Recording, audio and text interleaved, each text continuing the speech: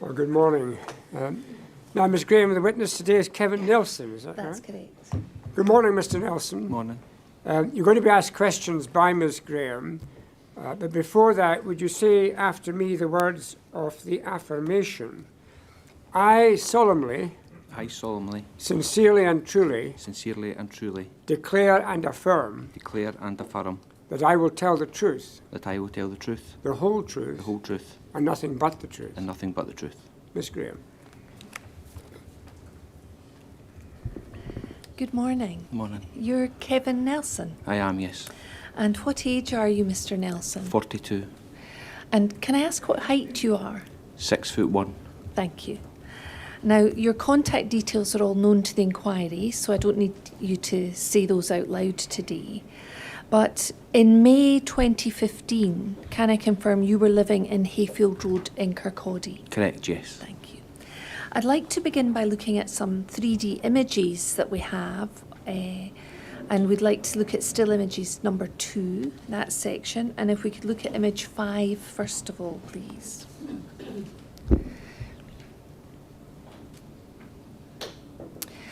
Now, you'll see, we've heard evidence that this is Hayfield Road. It's an aerial view, and on the right-hand side is Henry Road and a roundabout with Henry Road. Do you recognise Yeah, I do, this? yeah. And you'll see that in 2015, on the left-hand side, there was a bus stop on Hayfield Road. Yeah. And there are houses opposite that bus stop on this image.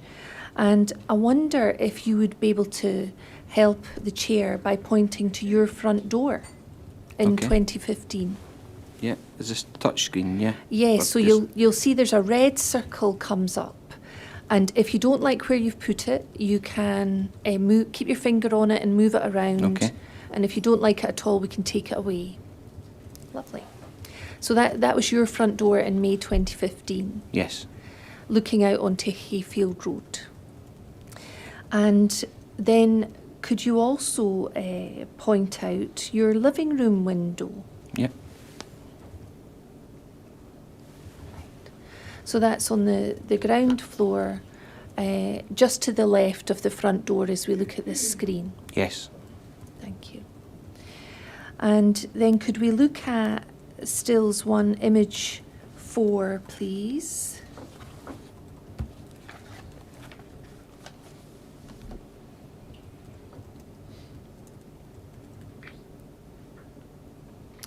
And do you recognise the view from this point, this angle? I think that's higher up than my living room window, but yes, I'm lower down, a little bit lower down than that, looking out of my living room window, yeah. So that's maybe from the first floor of your property? Possibly, yeah. Yeah. Right. But the living room is on the ground floor? Directly underneath that, yeah. Directly underneath this. Can you see the path leading up from the front to Hayfield Road? Was that your path? Yes. That's in the middle of the two grassed areas, yeah. That's my path. And then there's a hedge on either side? Yeah. Thank you. And then beyond that there's some cars parked, and you'll see white vans. We'll talk about those shortly. Okay. Thank you. And the bus stop area is to the right of this image. You can see the yellow markings on the roadway of Hayfield Road. Yeah. Thank you.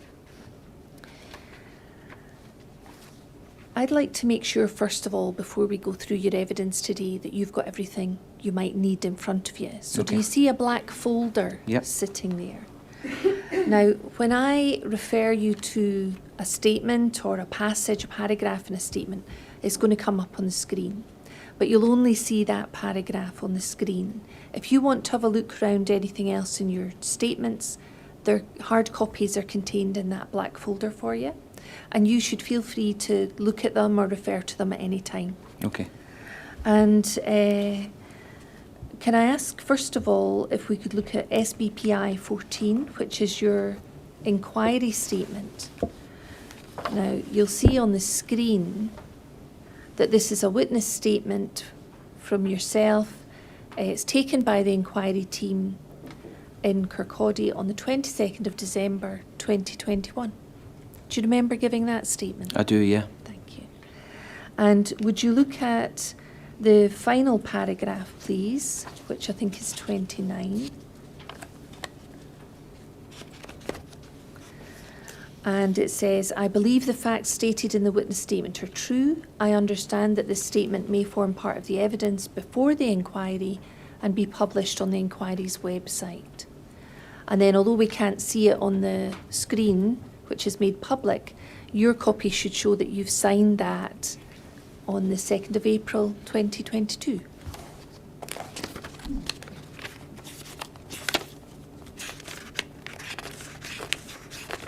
Yeah. Thank you. And were you doing your best when you gave the inquiry this statement to give a true and accurate record of what happened on the 3rd of May 2015? Yes. Thank you. And then can I ask you to look at something else which you should also have in your black folder, Perk 19, which is a statement from you dated the 5th of May 2015 at 7 p.m, 1900 hours. And if we could just move that up a little bit, thank you. Taken by investigator Karine Pattenden in the presence of DSI Brian Dodd and Mrs. Lorna Nelson. That's your wife. Yes. Right. And do you remember Perk and investigator Pattenden coming to your house and taking a statement on that date? Can't remember the names, but I certainly remember them coming out, yeah. And that was a couple of days after the events? I think it was the Tuesday, maybe, the Monday or the Tuesday after it, yeah. So the 3rd of May 2015 was a Sunday, yeah. So 2 days later would have Tuesday been the night, Tuesday. Yeah. That's great, thank you. And again, that was taken at your then home address, and were you doing your best to give a true and accurate record of what happened on the 3rd of May? Yes. Thank you. Now, can I also finally ask you to look at Perk 20, please? And this is a further statement from you. And this one's dated, if we can go up, please, the 26th of August, 2015 at 18:35. Again by investigator Karine Pattenden, again at your home address and in the presence of investigator Maurice Rhodes.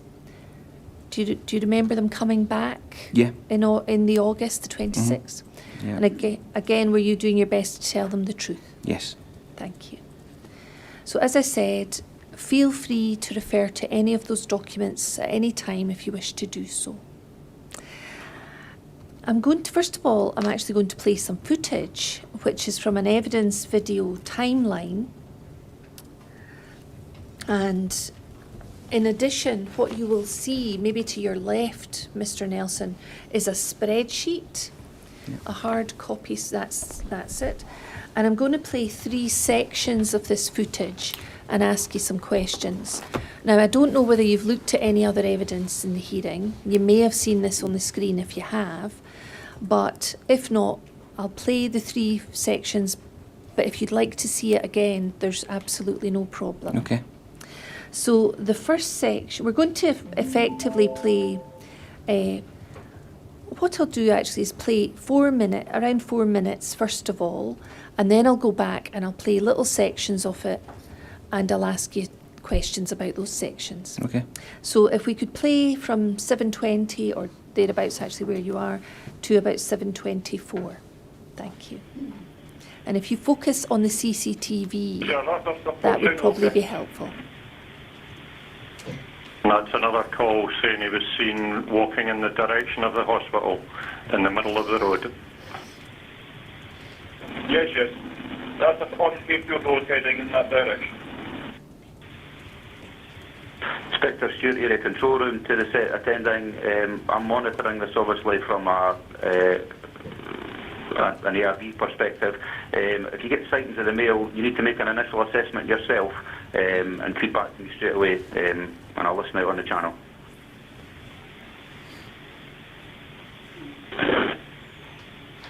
Control for Bravo, do we have a description? I missed it. He's described as male, black, well-built, 6 feet tall, wearing a white T-shirt, dark-coloured jeans and carrying a very large knife.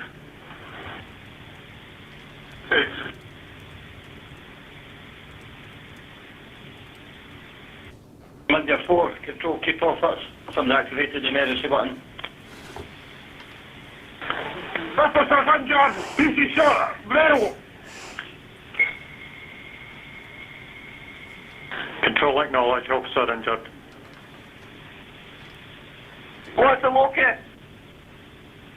We've just got blue lights stopped, adjacent to Gallagher's we're approaching. Thank you!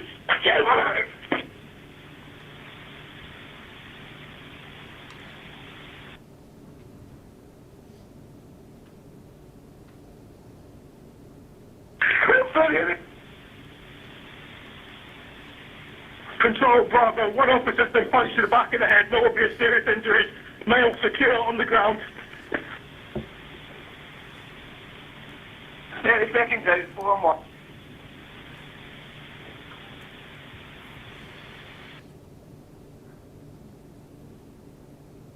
It's Maxwell, if you're alive, go ahead and give me an update, please. Papa, what do you want to warning? I'll just approach and I'll give you an update.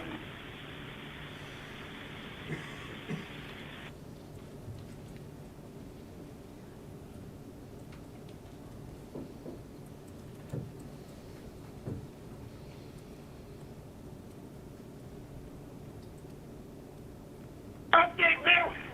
And just struggle! Control.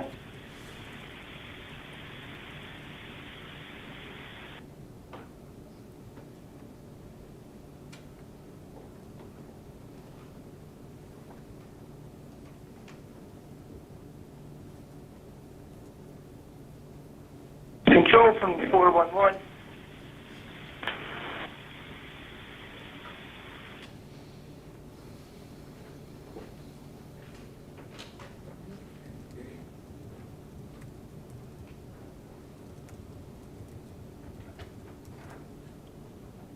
We got one fax message here and therefore I'm sure control listening.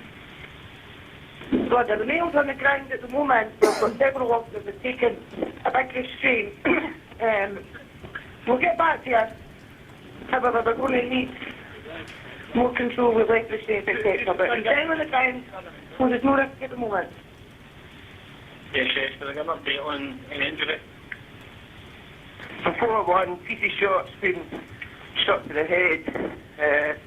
It's been upset. I'm going to need an ambulance here, check her over. No bleeding, no visible injury. Yes, yes. Just continue to stay safe and keep full control. Use all restraints necessary. Control, can you get an ambulance, please, for PC shot?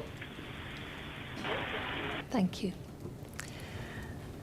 Were you able to watch the CCTV? That we've heard that was taken from a camera at Gallagher's public house, Yep. which is near to the roundabout with Henry Road. Do you know that? Is it sometimes called the White Heather? I know it is just the Heather. It's just what it was called. It's changed its name a few times, but I think it's back to the White Heather now. So Okay. yeah. First section I'd like to play is from 7:21:21, and it only lasts for 10 seconds. And what I'm going to do is ask you to focus on a particular area. So I'm going to ask that a red circle be placed in the area near the houses from the left-hand side of the White House. And perhaps somebody could... No. I'll come and show you. I don't normally have to get up from this.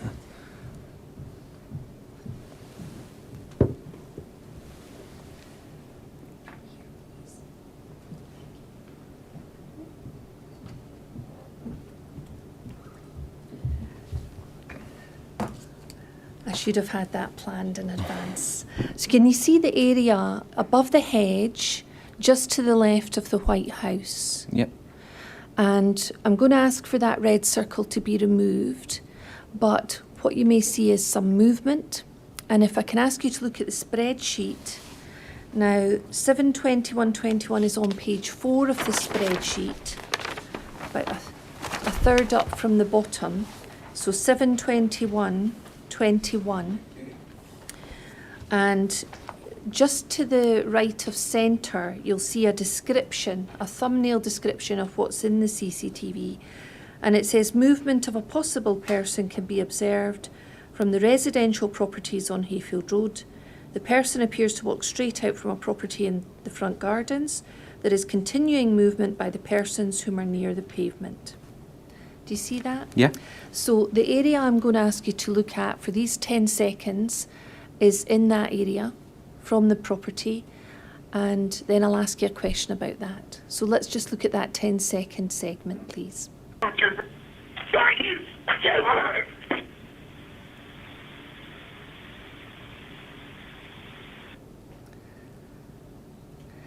Did you see the movement on the yeah. CCTV? Yeah. Do you know who that was? That was me. Right, thank you. And is that you moving from your front door up your path? Up to the gate, yeah. Up to the gate, lovely, thank you. And if we could maybe just go back for a moment to 7:21:21. That's lovely. And if we could just play that for a moment, please. Stop, pause. And you'll see in the reconstruction tile at the top centre, there's a little blue dot on a path. Do you see that? Uh-huh. So that is designed to replicate the movement that we see in the CCTV. So if it does that, that would also be a demonstration of where you were on the path. Yes. Thank you. And then the second segment I'm going to ask be played is 7:22:18. And that's 7:22:18 to 7:22:20. So you'll see this is a very short segment of about 2 seconds. The footage we've heard is to within 1 second accuracy, but it's a very short segment. So what we're going to do is when we get to 7:22:18, which will be in a second, I'm going to ask Miss Drury just to pause that, and we'll do that. All right, thank you. Keep going, sorry. And keep going. Stop. Right. Do you see the image to the right-hand side? We've heard this is Snapchat footage from Miss Wise, Ashley Wise. Yep. She's your neighbour, or she was in May 2015. Yeah. And you can see that this is taken from or appears to be taken from an upstairs window. And through the vertical blinds, the Venetian blinds, on the left-hand side, we see a person standing with a grey T-shirt on. Yep. Who's that? That's me. That's your back. Yep. And that's you standing between the hedges at the end of your path? Is yeah, that at right? the gate, yeah. At the Between two gate. hedges, yeah. And are there, I think you've mentioned in your statement there's 2 steps up. There's 2 steps onto that level, yeah. Right. So your path leads out from your front door, there's 2 steps up, and then you're on the level of Hayfield Road pavement. I come down 2 steps from the front door pavement and 2 steps back up. Oh, right, thank you. So down 2 steps from your front door, along the path, and then up 2 steps in order to reach the pavement. Yes. And on either side of you, there's a hedge. There is, yeah. Thank you. And that's you that we can see looking out there. Yep. Thank you. And then can we play the third bit of footage, please? 7:23:47.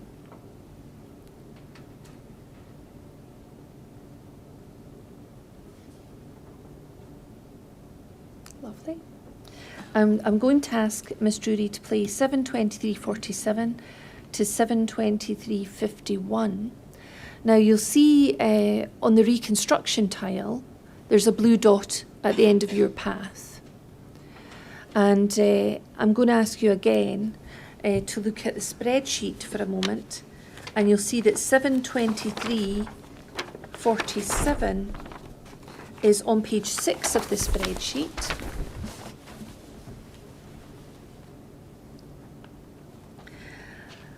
And the description of the CCTV given in the spreadsheet is a person in light-coloured clothing can be seen moving back towards the residential properties in the front garden area.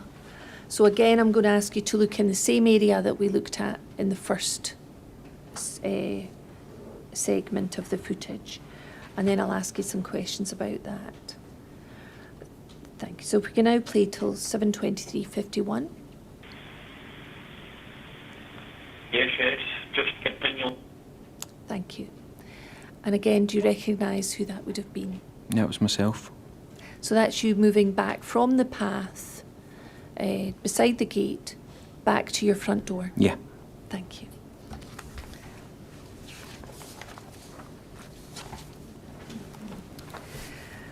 Right, I'd like to look at your inquiry statement now, if you don't mind. Okay. And paragraph 2.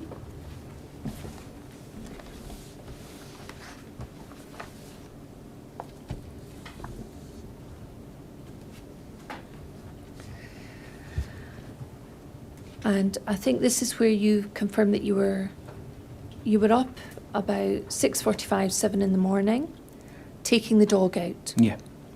And you then describe here that your flat was a ground floor cottage flat, the path that leads from the front door and a garden area to the side of the path. There's then a couple of steps up to the garden gate that leads out to the path that runs alongside Hayfield Road. And so the house is on a slightly lower level than the path outside on Hayfield Road, and the gate has a hedge on either side separating the garden from the path. And the living room is at the front of the flat, and the living room windows face out onto Hayfield Road. They're on the ground floor. Yes. Right, thank you. And can we look at paragraphs 3 and 4, please? So paragraph 3, first of all, at the bottom of page 1 of your statement, you'd ventured out to the grassy area in front of your flat on the opposite side of Hayfield Road. Yeah. And now that's the area where there's some grass and bushes and trees. Yeah. And then you were playing with the dog, and then we'll move on to page 2. Thank you. And you weren't moving far from the house because your children were younger at the time. Mm-hmm. Yeah. And then you went back to the flat, came back in, put the kettle on, came through to the living room, turned the TV on and opened the blinds. And that's when you saw a police van going past. So I'd like to, you've got your statement in front of you if you need it, but I'd like to look at some images, please. And I'm thinking image 16, please, first of all.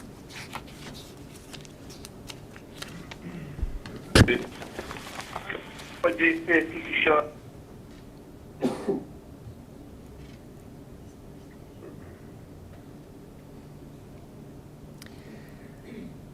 Now, again, would you just point out your living room windows for us? Yeah. So you've opened the blinds, you're looking out the living room window. And where did you see the police van? It came off Henry Road. That's to the right in this photo, Yeah. this image, sorry. Yeah. And as I was looking out, it was from left to right and pulled into the bus stop. Do you want to point into the bus stop where you saw the van stop? Yeah. So it's in the area of the bus stop on Hayfield Road. And what attracted your attention to that? It was just the blue lights were on, and it was going quite fast after just coming off a junction. Mm-hmm. It just got my attention. It was just that split second with the blinds opened that came into my eye line. Mm. And after it stopped in the bus stop, what did you see? I seen officers getting out. Because it never stopped, it stopped quite abruptly. No, it wasn't just pulling up and stopping, it stopped quite fast, and it wasn't right in the bus lane either. And they got out quite quick. We may have heard it was parked at an angle. Yeah. Yeah. Yeah. Did you see who got out the driver's side? I just remember the vests, the yellow vests. I couldn't tell you who it was. Okay. What about the front seat passenger? Were you able to see them from your angle? Not both. It would have just been the side closest to my flat coming out, so that would have been the driver's side. Driver's side. Coming out, yeah.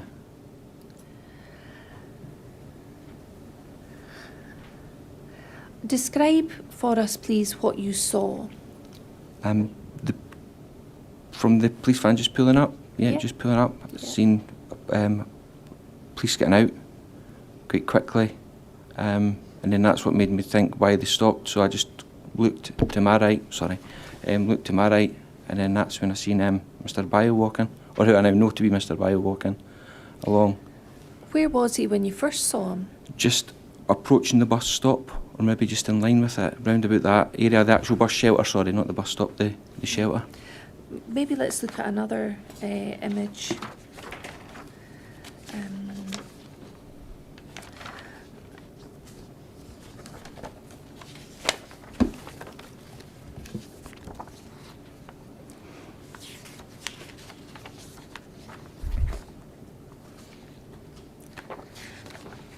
So we have still images 2.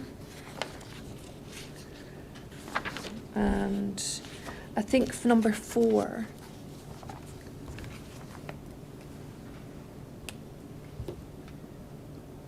You can see the bus stop area in this image to the far right, Yep. and you see the actual bus shelter, and then the bus stop markings on the road. Could you point, using this image, to the area where you first saw Mr. Bio? It was right in here. Probably just a little, maybe even a little bit more to the right, perhaps. To the right, okay. And which direction was he moving? He was moving towards Henry Road, so from where I've marked at number 1 towards the police vans. If we could maybe have an arrow on the screen, you can draw a line showing us the direction that he was moving in. Yeah. Okay. Oh, it's just moved that circle. Right, okay. That's it.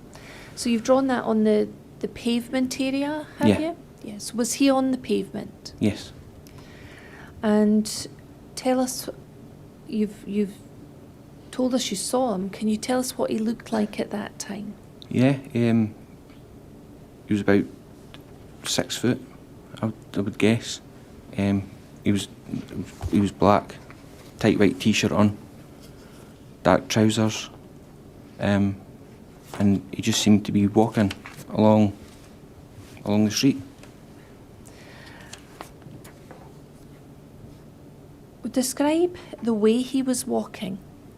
That morning, the weather was horrible that morning, so he was walking quite briskly, not power walking or anything like that, but he wasn't dawdling along. Just as anybody would walk. The fact that he just had a t-shirt on as well in that weather, I would be walking quick as well to get where I was needing to go. What was the weather like that morning? It was, when I was out with the dog, it was raining. I don't know if it was raining at that exact moment, but it was windy. What was the temperature? I don't know what the temperature was, to be honest with you. It was a horrible day, but I don't know in terms of what the temperature was. What were you wearing? If I went out with the dog, I would have just had a fleece on. If it was raining, I may have had my waterproof jacket on. Okay. If the chair has heard evidence that he was walking along Hayfield Road like a man on a mission or with a swagger, is that a description you would recognise? I wouldn't say it was a swagger. It was pretty fast-paced, so the arms were moving, but I wouldn't say it was a swagger or on a mission. Right. What did the police do? Straight away I had noticed that the police were shouting. I couldn't make out what was being said exactly, or I can't remember now exactly what was being said. I could just hear shouting, and there was a lot of pointing, and that's when I noticed that they were obviously shouting at him, but they were backing off because he was still walking. So they were trying to keep that distance that they had initially going backwards along, and there was lots of pointing to the ground as well. So you've told us how you could see a police officer get out of the driver's side of that van, and you saw Mr. Bio near the bus stop area.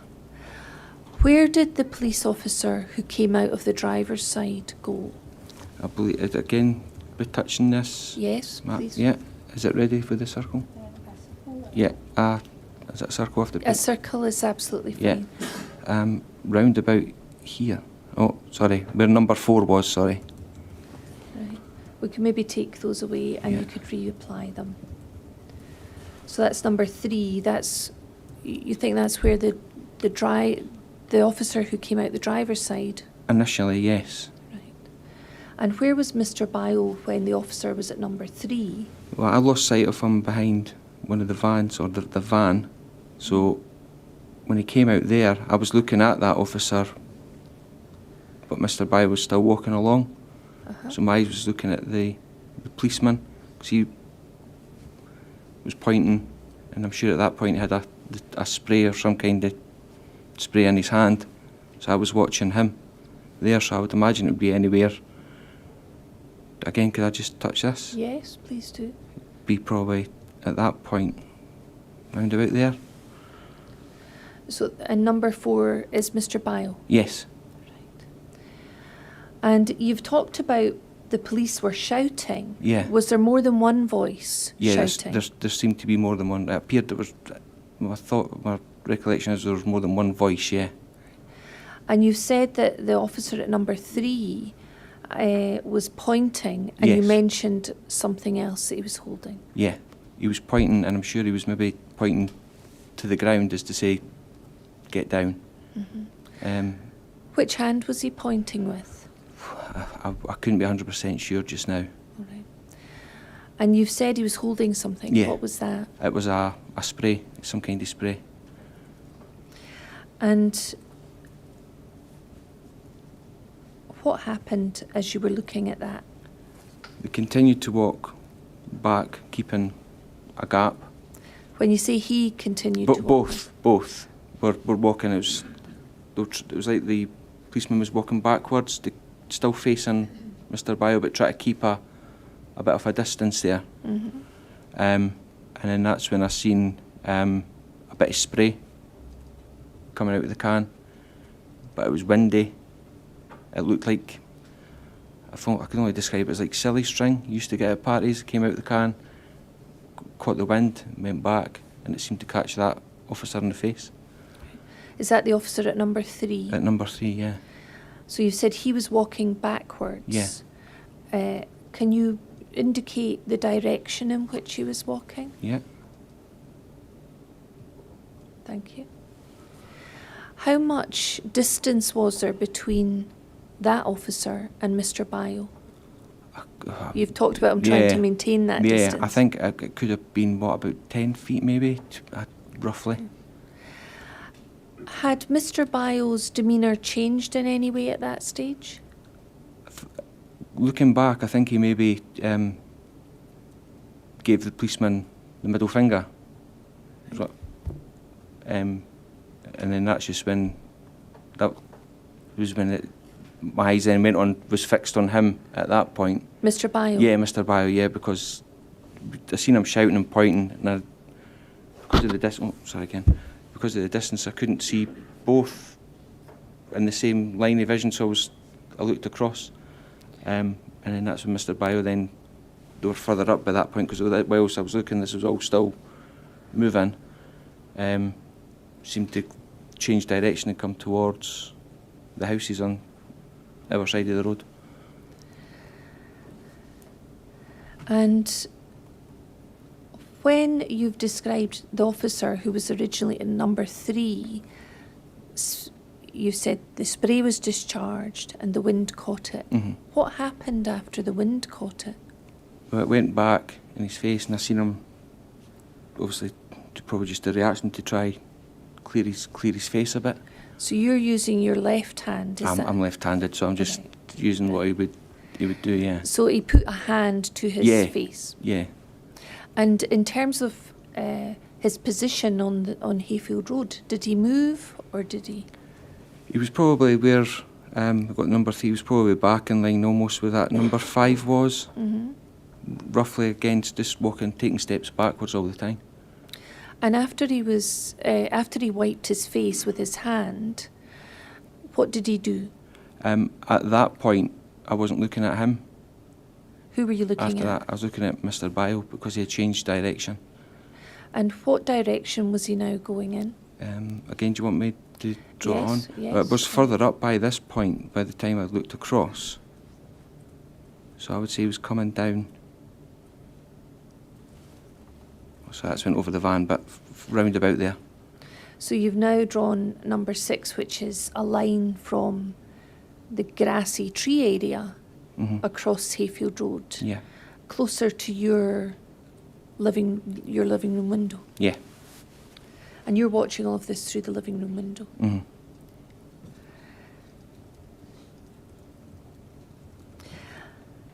At that moment, do you have any recollection of how many vans were in front of your living room window? No, it all happened so quick. Like, so quick. I can't describe how quick all that seemed to happen. Okay. Can I ask you to look at paragraph 6 of your inquiry statement, please?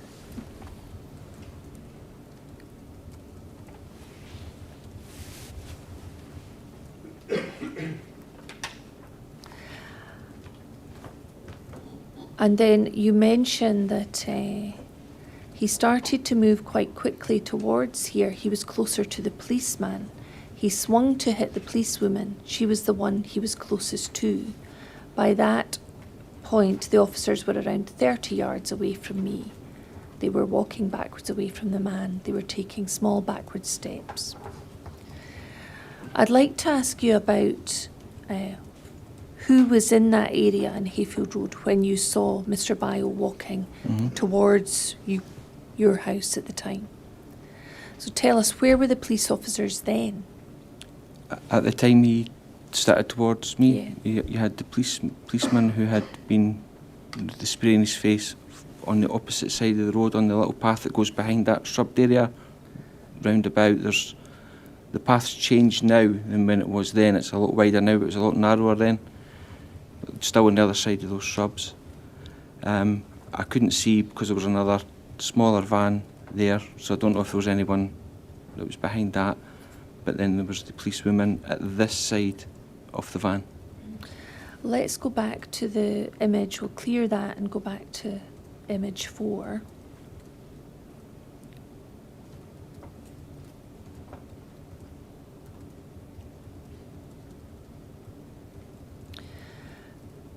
So when you talk about the policewoman, can you point to the area where you saw the policewoman? It'd be roughly, probably a bit closer, yeah, about there. And you've described Mr. Bio walking in the direction you demonstrated before. Was that towards the policewoman? Not when he was just walking along the street. That wasn't towards her, that was towards the path. Yes. But in the previous image, you drew a 6, Yeah. a line with a 6. Yeah. That line here, when he was coming down, when it went over there, yes. Yeah. When he came off the path there, yeah, sorry. Right. Were there any other police officers that you could see in that area? We'll maybe take the 3 away because we've got the arrow. Not that I could remember right now exactly where they were, other than the 3, Mr. Bio, the policewoman, and the guy who had been affected with the spray. Where was the guy who'd been affected by the spray? I think he was somewhere in the region of still on the path, not far away where... Could I move that 3 a little? Yes, you can move Do you that. just hold in? Just touch your slide it. finger on it, or we can delete it and you can start again.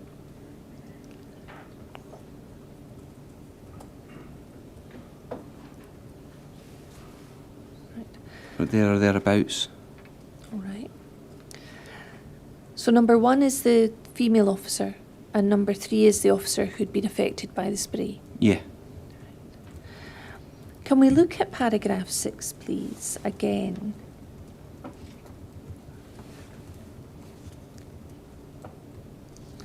And we just read the beginning of that paragraph. So let's go back to the... He started to move quite quickly towards here. He was closer to the policeman. He swung to hit the policewoman. She was the one he was closest to. By that point, the officers were around 30 yards away from me. They were walking backwards away from the man they were taking small backward steps. Now if we could, that's it, thank you. Because they were pointing and they were walking back at the same time. They were probably more, not almost dead in line with me, but just off centre to me when I was standing here. He was swinging his arms and made a punching motion directed towards the female officer's head. It was just like one punch. It's quite hard to describe. It's like both hands went. It was like if he didn't get with one swing of the arm, he might get with the other. The first blow landed as I saw the policewoman stumbling back and to the side from the force of the blow. I'm not sure if the second blow struck the woman. Well, at that point she kind of stumbled. He tried to move again from my right to my left, and that's when the other police officer, tried to stop him. I think he managed to grab hold of him or to get an arm round him to try to stop him. Then they started.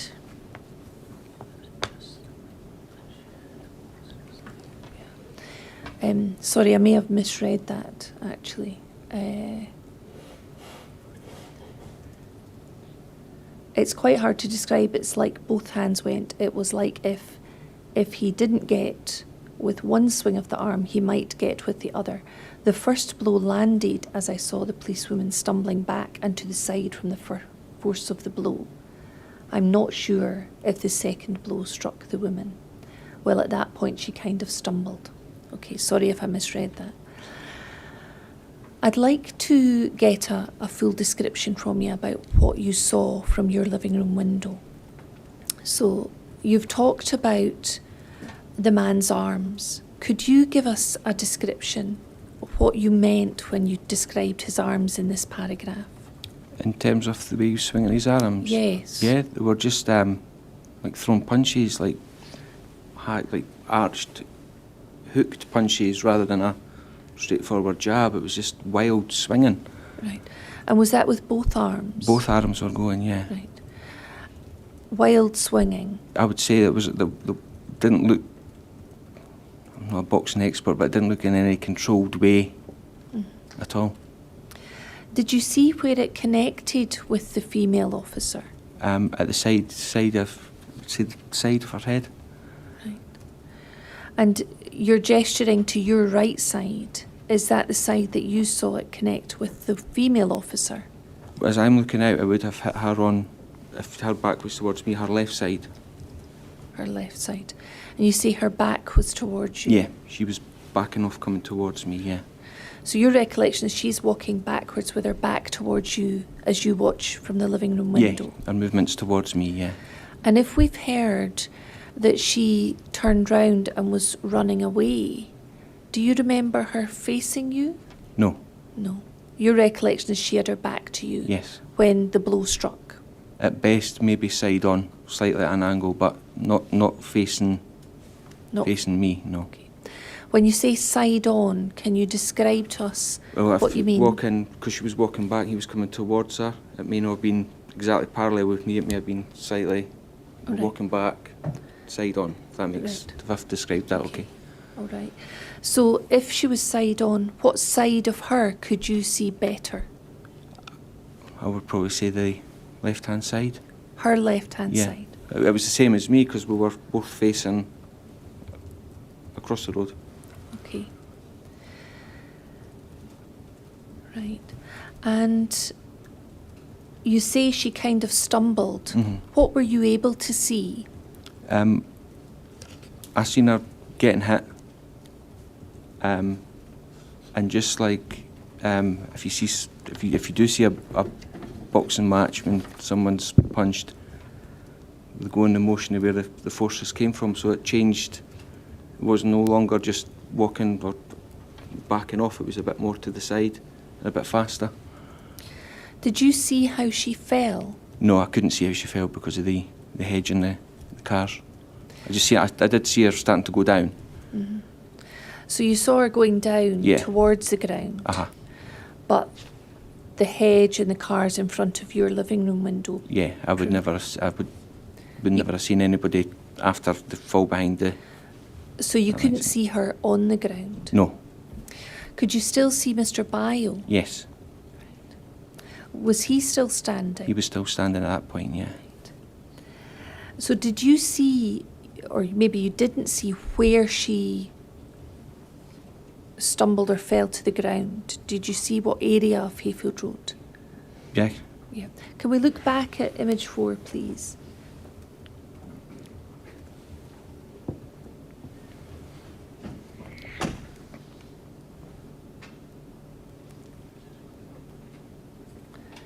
Could you point to where you saw her stumble as if to fall? Be approximately around about here. Right.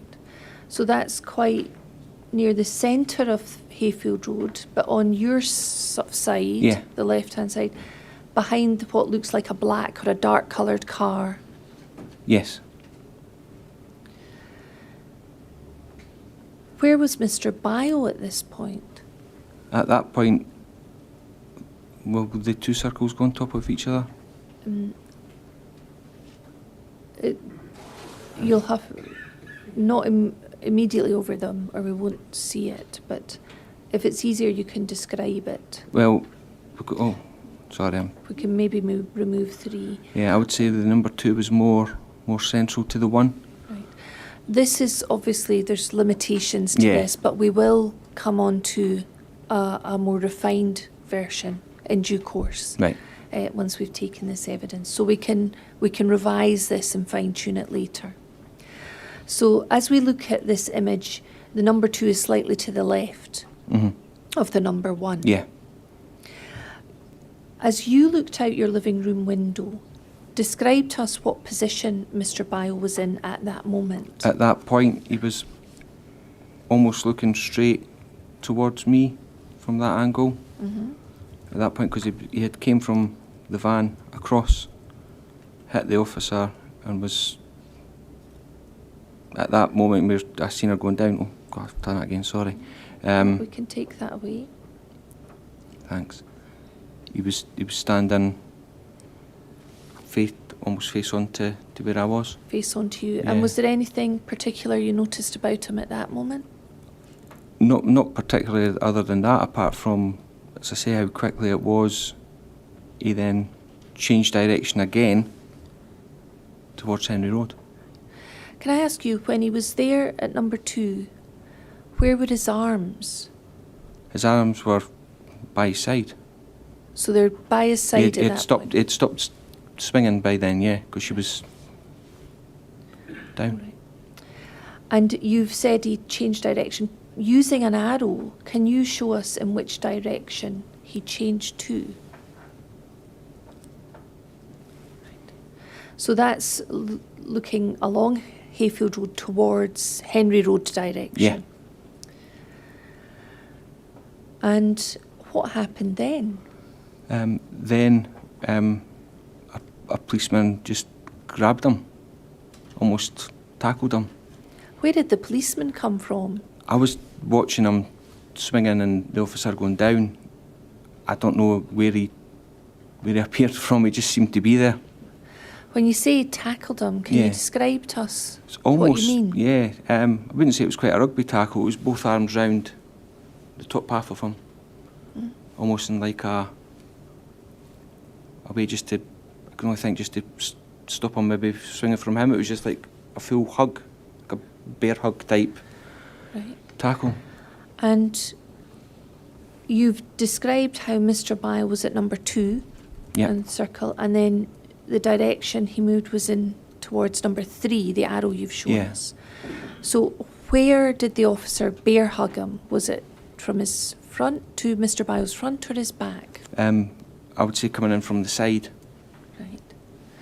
And which side are you referring to? As I'm looking to it would be my right, so it would be his left. So to the right of Hayfield Road as we look at this image? Yes. That direction? Yeah. He'd come from that direction? My memory is that, yes. Right. And where did he connect with Mr. Bio? I think if you were to stand up, it would be almost from your elbow area around about there. It was slightly higher than the waist. Right. And that's Mr. Bio's right-hand side? It would be Mr. Bio's left-hand side. Mr. Bio's left. Yeah, to my right. So it was Mr. Bio's left-hand side, that which was to your right, that the officer connected. And you've talked about the movement. What happened when the officer connected with Mr. Bio? There was a slight stumble, and at that point, that's when I left the window. Right. And having left the window, where did you go?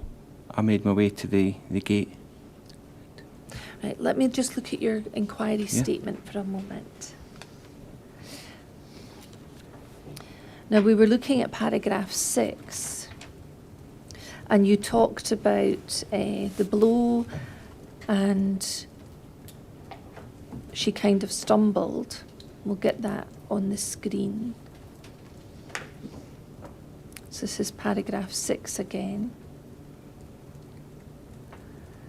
Thank you. And you'll see the word stumbled sort of just above centre. He tried to move again from my right to my left, and that's when the other police officer tried to stop him. I think he managed to grab hold of him or get an arm round him to try to stop him. They then started to move diagonally across the road from the right-hand side to the left-hand side of the road. I don't know if they were entangled at this point. I'm not sure if the male police officer got a hold of him, but he certainly reached out and tried to restrain the guy. But I can't remember now if he managed to actually get him at that point, and they were kind of wrestling each other, or if he just had tried to get him and the chap was too quick. I can't really remember that part. Now, is that largely what you've described to us today? Largely, yeah. So he moves diagonally across the road from your right to the left-hand side of the road. You've talked about Mr. Bio moving in that direction. I don't know if they were entangled at this point. What did you mean by that? Meaning together as almost like one, so like a right firm grasp, hold, try to get someone down type thing. Okay. I'm not sure if the male police officer got a hold of him, but he certainly reached out and tried to restrain the guy. What do you mean by that? When he went round, I wasn't sure if he'd actually got a proper hold, grab. A sort of firm grip? Yeah, firm grip, yeah. But I can't remember now if he managed to actually get him at that point and they were kind of wrestling each other, or if he just had tried to get him and the chap was too quick. I can't really remember that part. But it was after that that you decided to move away from the window. Yes.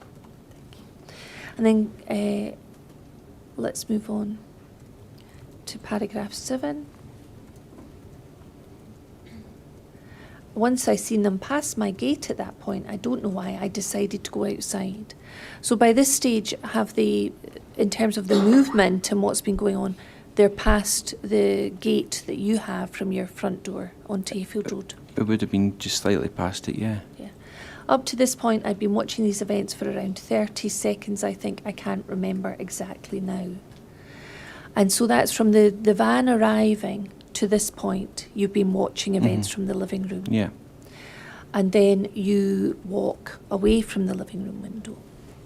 Right, I'd like to ask you about what you see when you walk, what you do when you walk away from the living room window. Okay. Could you explain to the chair how long it takes you to get from the living room window on the ground floor to your front door? To my front door? Or to the, as you go out? Or to go out, that would Did take... you do an experiment when... We did when we done my statement, we timed it, yeah. Yeah. Tell us about that. In terms of... What did you do? What was the experiment you... Yeah, started off at the window where the blinds were. I think I actually even showed how the blinds worked, the cord, where I was standing, and just the route I took from the window out to the front door and then continuing up to the path, up the path, to the gate. Did you time it? Yes. And how long did it take? I think it was about 15 seconds, maybe 12, 15 seconds. I can't remember exactly. And do we see in paragraph 7 that you said, I walked from the living room window and went straight outside to my garden gate. I was standing on the top step, which is level with the pavement on Hayfield Road. You've told us earlier today that there's 2 steps up to the pavement level. where your gate is. I have marked the number 2 on the attached map showing my location. I've been asked to time myself walking in the speed and manner that I would have done on that day from this window, is that your living room window, Yeah. to standing at the garden gate. The time it takes is 15 seconds. By the time I got to the gate, the male police officer and the guy were on the ground, so I never seen the moment that they hit the ground. There was a few more police officers there by that point as well, and maybe 3 police vehicles, including the police van. I can't remember when the other police officers started to arrive. It may have been when I was at the living room window, but I can't be sure now. There might have been 4 police officers there. There might have been more. I couldn't put a number on it because there was a few on the ground and there was a few standing over. So by this time you've walked to the garden gate. Which step are you standing on? The very top one, The so top. level with the pavement. Level with the pavement, hedge on either side, and you can see further down Hayfield Road. Yes. And that's towards the roundabout with Henry Road. Henry Road, yeah. And is that, that's where you were when we saw the Snapchat footage and you identified yourself? Yeah. There. And tell us, what did you see when you were standing there? I just seen what looked like a mound of people on the pavement. There seemed to be double the amount of people that I initially thought was there, and I was just obviously trying to restrain them on the ground. Right. So by the time you get out, there's additional police officers Yeah. arrived. Can you remember how many there were? I couldn't put an exact number on it, to be honest with you. When you say that, do you mean who in total everyone that was about, or on the particular segment on the pavement where he was? On the pavement where he was? Right, I wouldn't want to say exactly, but it would be about 4 or 5. 4 or 5. Right. Before I go into this part of what you saw, I'd like to ask you something about the events when you were looking out the living room window. Mm-hmm. And we may have heard some evidence, and I wonder if you could look at an image for me, please. Because you've described Mr. Byles' arms being down at his side and being wrestled by an officer. We may have heard evidence that during that period that Mr. Byles stamped on the officer who was on the ground. And I'd like you to look at something for me and tell me whether this is something that you saw when you were looking out the living room window, if we're ready to show that image. So this is evidence that we've seen from PC Tomlinson on the 25th of this month. And he is demonstrating how he remembered seeing Mr. Byles stamping on the officer who was on the ground, who was Miss Short. So you can see that one of his legs is upright, bent at the knee, and his arms are at right angles to his body. Now, when you see that image, are you able to tell us whether that's something that you saw before the officer wrestled Mr. Byles to the ground? No, that was definitely I've never seen arms that, other than when he was punching arms that high. All right. Is it possible that when you saw the arms up, you've described punching, Yeah. that they were in relation to what could have been a stamp? No, Why do you say that? because they were moving towards me. Right. So they were moving Yeah. at that time. Yeah. Right. Thank you very much.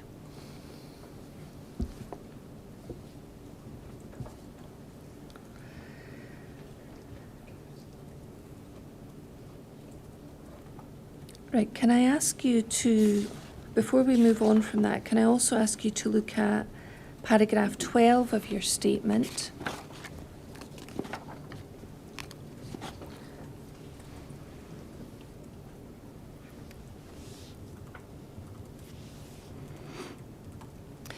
And it says, I'm told my statement also says, this relates to a statement you gave to Perk, which I will come back to. The black male then stepped forwards towards the female officer and appeared to lunge at her with his left fist towards her face, head area. I believe he struck at her with his closed fists at least 3 times. I heard her scream out. So I cannot be positive, but I believe that at least one of these fists struck her. Yeah, I remember this because it was like a switch had just went. It was like he just woke up.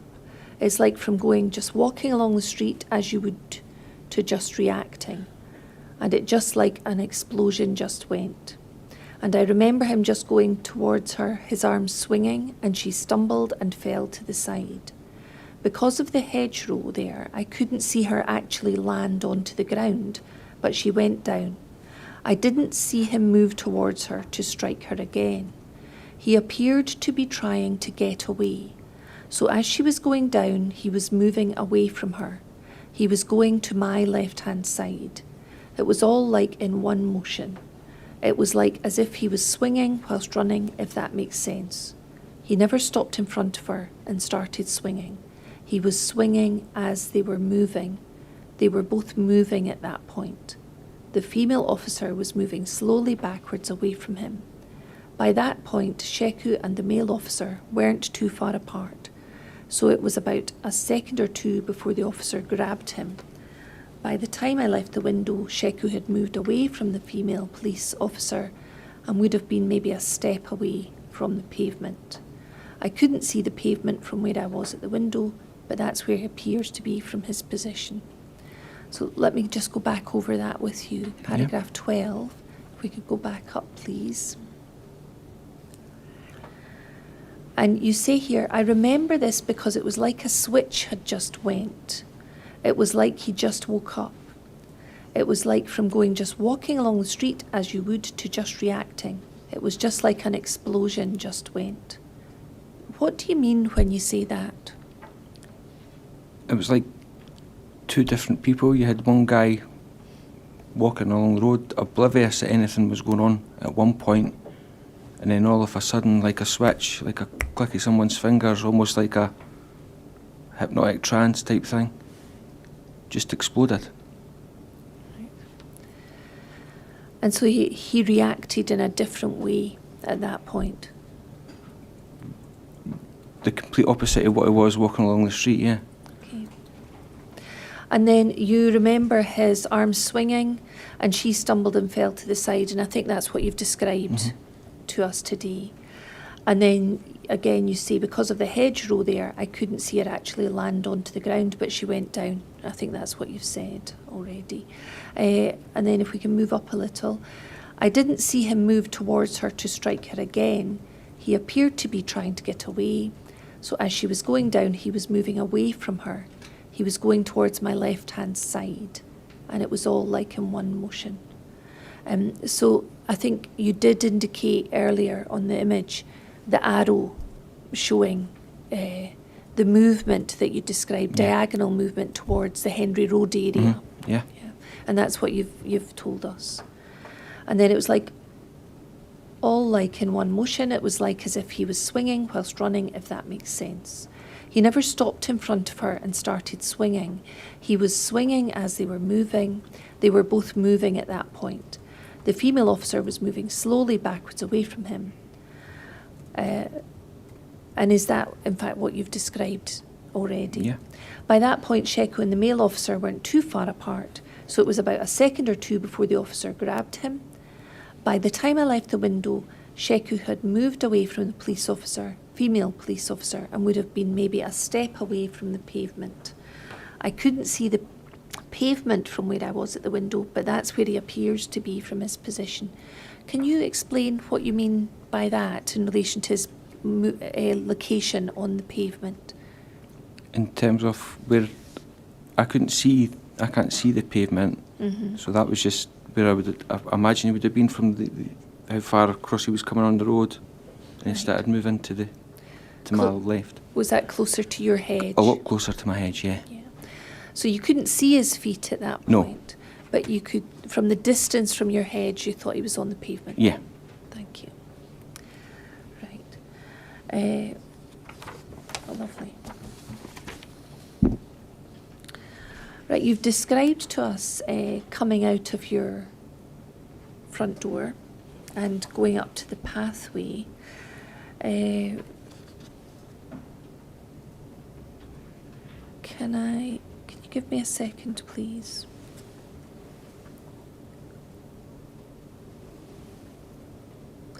Right, I'd like to move on to a new image, if I may, but I wonder if we could have a short break to allow Mr. Di Giovanni to ensure that the image is prepared. Yes. It's not ready at the moment, Right. and so I appreciate that.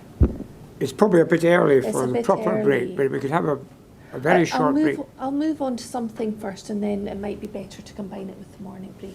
Well, if that's convenient for you, I Yes, think that yes. might be better. I'll do that.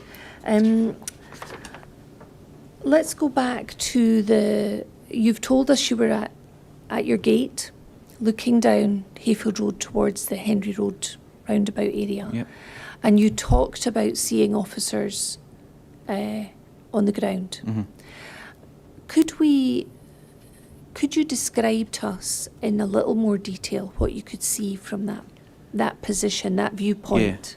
Yeah. From that viewpoint, there was nothing obstructing there was nothing on the pavement other than where we park the cars are kind of half up on the pavement there. It's quite a narrow road, so I had a clear view sight of what looked like a pile up of bodies on the ground. I think I've likened it to like a collapsed scrum at the rugby. It just seemed to be arms and legs everywhere. Could you tell from your position how many people were involved in that? No, I couldn't say exactly. Could you see where Mr. Bio was? Because of everybody that was there, I just presumed he was under them all. I couldn't see him completely. May have seen the white T-shirt and amongst all the other than that, but no. Thinking back now, do you know how many officers were on top? I couldn't tell you the exact number, but it looked like 3 or 4. Do you remember the position of any of them? No, because as I said, it was just arms and legs. There were some facing away from me, and some towards. And you've described it as a collapsed scrum.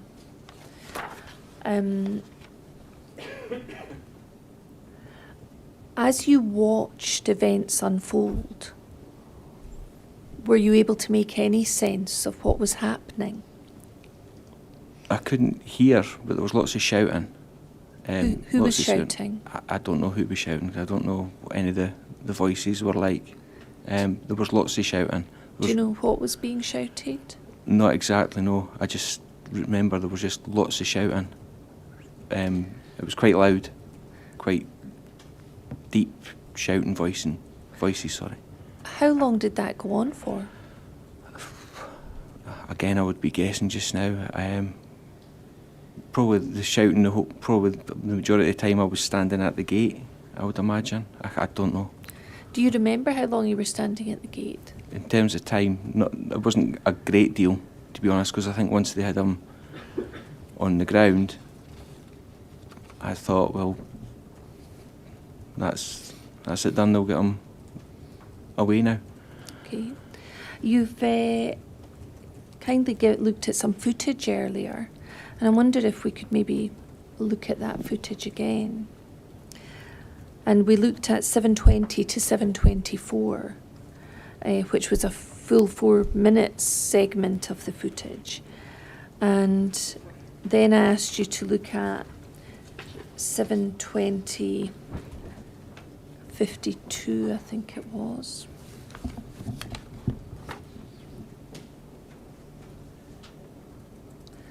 Uh, 7:21:21. I think 7:21:21 was when we see the movement of the figure coming from the house up the path. We'll just play that for 10 seconds.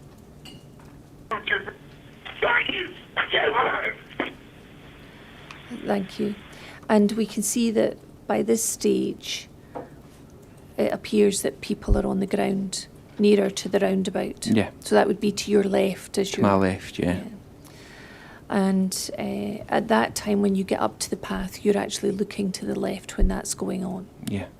And there are a number of people in that area moving.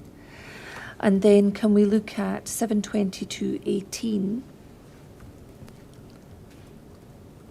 And you'll remember that, and we can actually see a little bit through the Venetian blinds of your back there. Yeah. That's you standing at the gate. That's me, yeah. Could we rewind that ever so slightly to see what's on the left there? Right. And just pause that there. Does that look familiar to you? This is Ashley Wise's Snapchat footage. And we see that when the camera pans round, you're at the gate. So does this look a familiar scene? Yeah, people, yeah, all huddled round, yeah. Thank you. And just to put it into context for you, Mr. Nelson, this is around 1 minute after you go up to the pathway. Okay. So this is a minute into the events. And then just to look again at 7:23:47, this is the moment where I think you're seen heading back to your house. So you appear to have been heading up the path at 7:21:21, and this is you heading back at 7:23:47. So at over about 2.5 minutes, you were what appear to have been at the path area, watching events.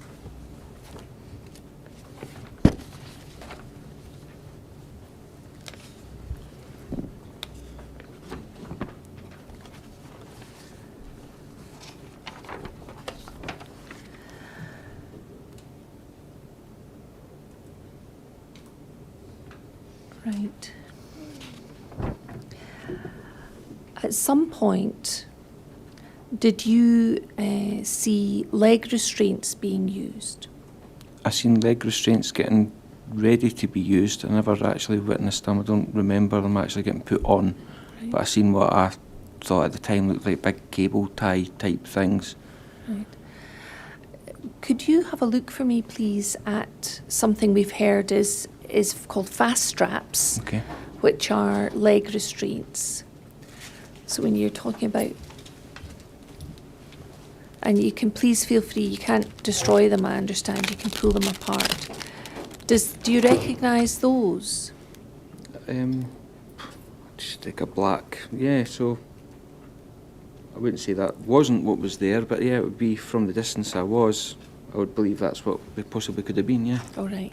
And when you say you saw them being... like I'm doing just now, like prepared, like... Pulled apart? Yeah. So you're pulling things apart. So you saw that, someone doing that. Was that a police officer? Yeah. And we have indeed heard that a police officer pulled them apart to use them. Right. And you saw that. Where was that officer when you saw them do this? At his lower half of his body, at his feet. Mr. Byle? Mr. Byle, sorry, yeah. Mr. Byle's legs, yeah. What did you actually see him do other than pulling it apart? My memory is the legs were already up at that point, bent at the knees, so the feet up at that point. Right. Just, I'm presuming, awaiting I can't remember what you called them.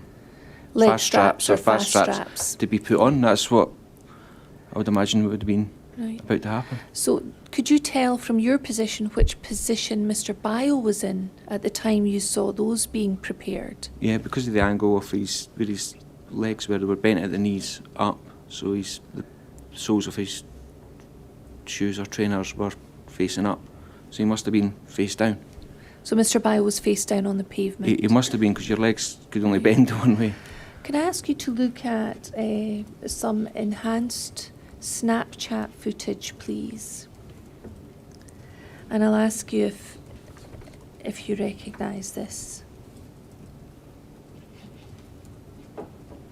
Now, what we're going to do is show this, so we'll see it twice. If we could just pause it there, please. And you'll recognise some of the Snapchat footage that I've just shown you on the combined footage. You'll see this at the normal speed. The image on the left is at the normal speed, and the image on the right is actually 400% zoom, but it's still at the normal speed. And then it's going to play again, but it'll be slightly faster. So it's going to be at 400% zoom on the right-hand side, but the speed will be 25%, so it's slower. Sorry, I got that wrong. If we could go back to the beginning and play that full.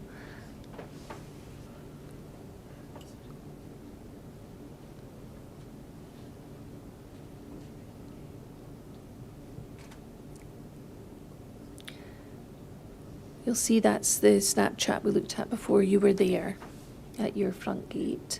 And this is the 25% speed.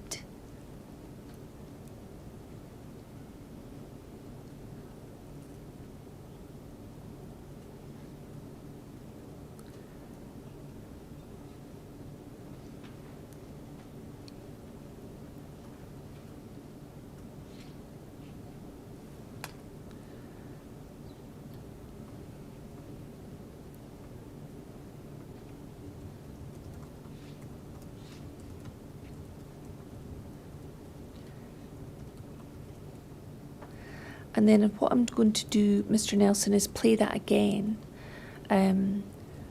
We'll play the first one again, and then when it comes to the 25% speed, I'm going to ask you some questions. Okay.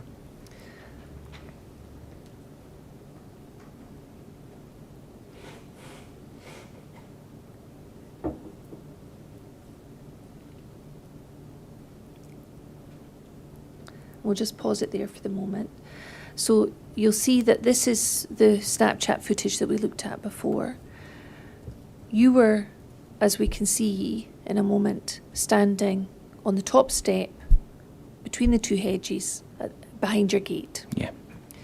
And you can see that on the right-hand side, we have 400% zoom footage from the Snapchat. It's 25%, and you'll see the officers moving around. And I'm going to ask Ms. Drury to play a little bit more, and you'll be able to see one officer moving round to the feet area on the right-hand side of the screen, and then you'll see another officer standing up. All right, thank you.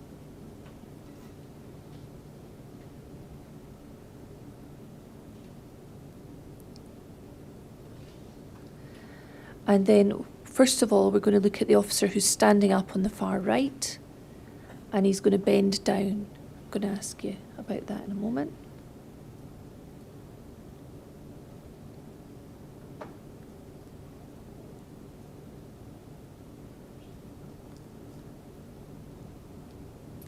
Right. And can we pause it, please, and just rewind to that moment?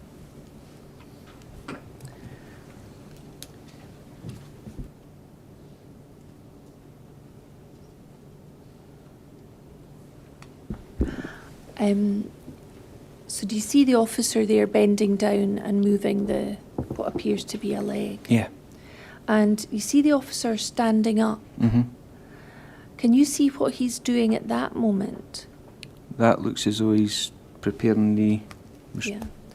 Thank you. I'll maybe ask that we rewind slightly and then look at that again. So we're going to see one officer moving towards the legs, standing, and then appearing to bend a leg up. But the officer who's got dark hair that's facing the person with the camera, we'll look at him as well. Okay. Thank you.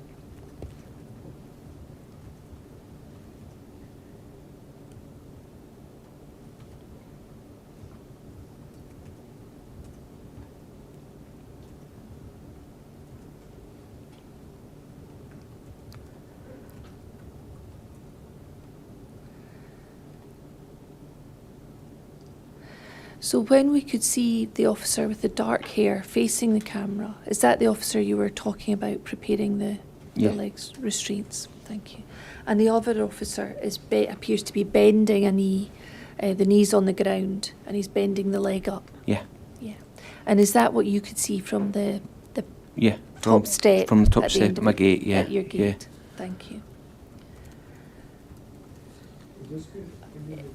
It would actually. Well, we'll take the yes. break now for 20 minutes. Thank you.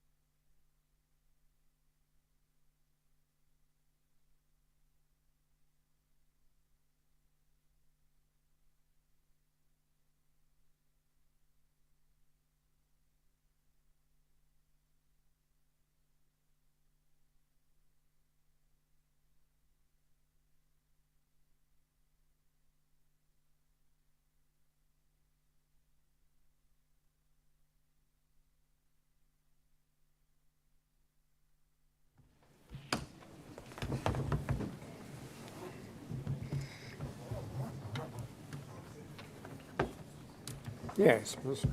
Graham. Thank you. Before we move on to some other images, Mr. Nelson, there's a couple of things I'd like to clear up with you. Okay. First of all, I'd like to get a demonstration from you, if possible, about the moment that you've already described to us when Mr. Bile struck the female police officer. And you've mentioned the arms. And I'd like you, if you would, to come out into the middle of the horseshoe table and demonstrate for the chair and the assessor how you saw Mr. Bile move at that point. Yeah. From Yes, what if you point? come out, Yeah. if you come out, you'll see there's a bit of sticky tape on the floor. And if you come and stand in that general area, now the audio isn't perfect in that area, so if you could just stand there and face the chair and the assessor and demonstrate for the chair how Mr. Bile was moving when he struck the female police officer. The moment he struck her, or Yes. leading up to? Well, including- first of all, leading up to, and then you can describe the moment he struck her. Yeah. So, first of all, leading up to, Yeah, please. leading up to, he was coming towards me straight, the arms swinging. And when he connected, the officer was going down, then changed direction Right. towards Henry Road. So you've demonstrated as he approached with your arms up, and then you've as he struck. Can you demonstrate how he was standing when he struck her? Standing, like, because he wasn't standing because he was moving and punching at the same time. Right. He was like going towards her with the arms swinging. And as soon as she started to go down, almost in the same motion, he changed direction, changed course. Thank you. Thanks very much. That's very helpful. Oh, right.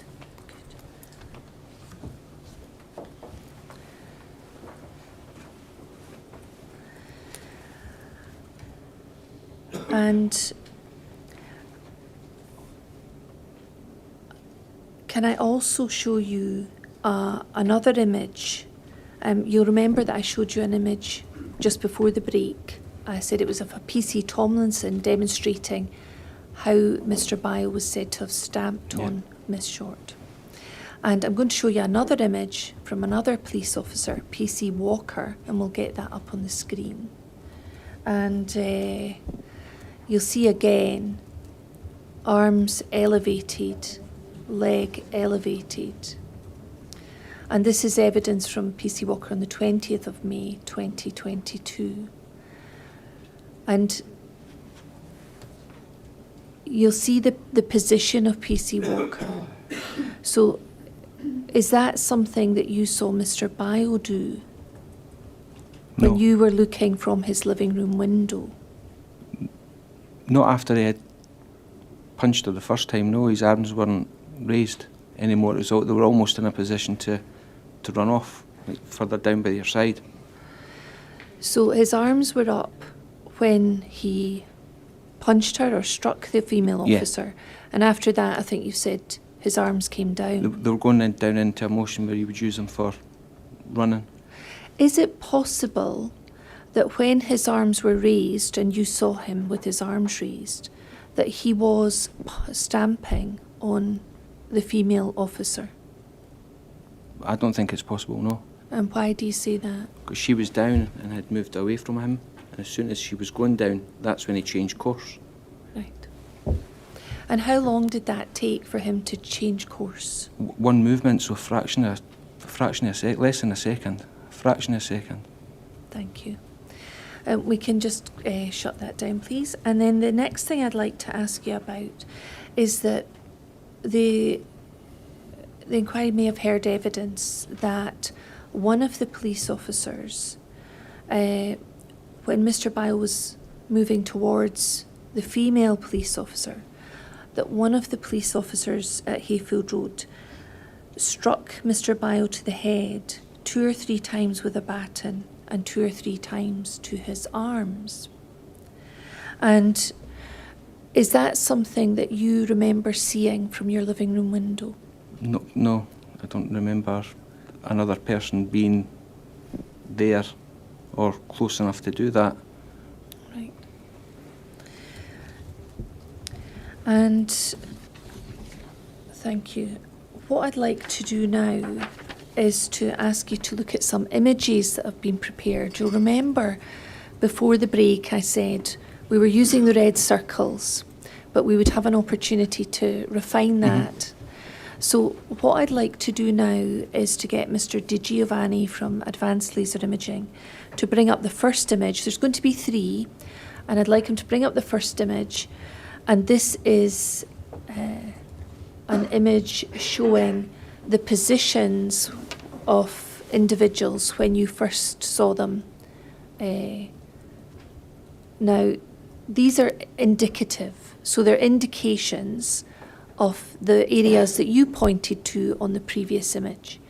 And you'll remember that if we start at the right-hand side, you indicated that Mr. Bio was just beyond the bus stop area. Now, you'll see that the figure in green has a title above Mr. Bio, but that figure can be moved into the position where you first saw him. So I wonder, looking at that figure now, do you think that's a reasonable indication of where Mr. Bio was when you first saw him, or would you like to move that figure?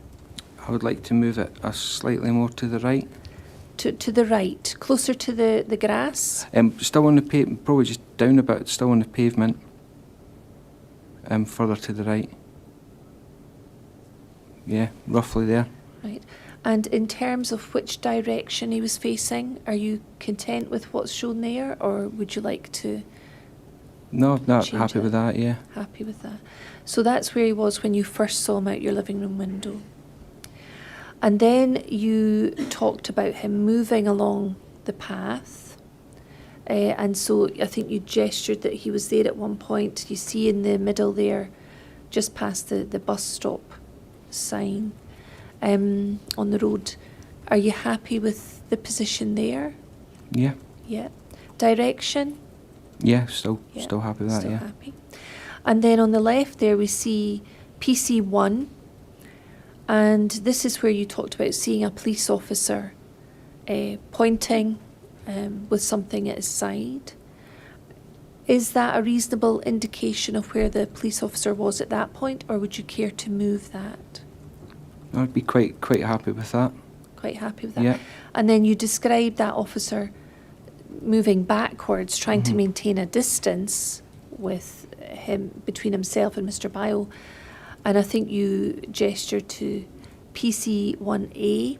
Is that a reasonable area? I think that's where you'd roughly pointed to in the previous image. Yes. Do you want to move that on the pathway, or are you happy with that position? The pathway's different now from when it was then. It was narrower, so... Yes. So this has been recreated back to 2015. That's better. It looks a bit narrower now, so yeah, I would say... Right. If anything, it's just you're talking a matter of a foot or something in any direction, so yeah. All right. So a reasonable indication. Yeah. And then you'll see PC1B, you also pointed to an area that the officer had gone back to. Are you content with that position? Yeah. You'll see that the officer is actually facing a different direction there. Yeah, I would have him more facing down the path. Towards PC1A? Yeah. So he's walked backwards. Yeah. Does that look, now that it's been changed, are you more content with that position? Yeah.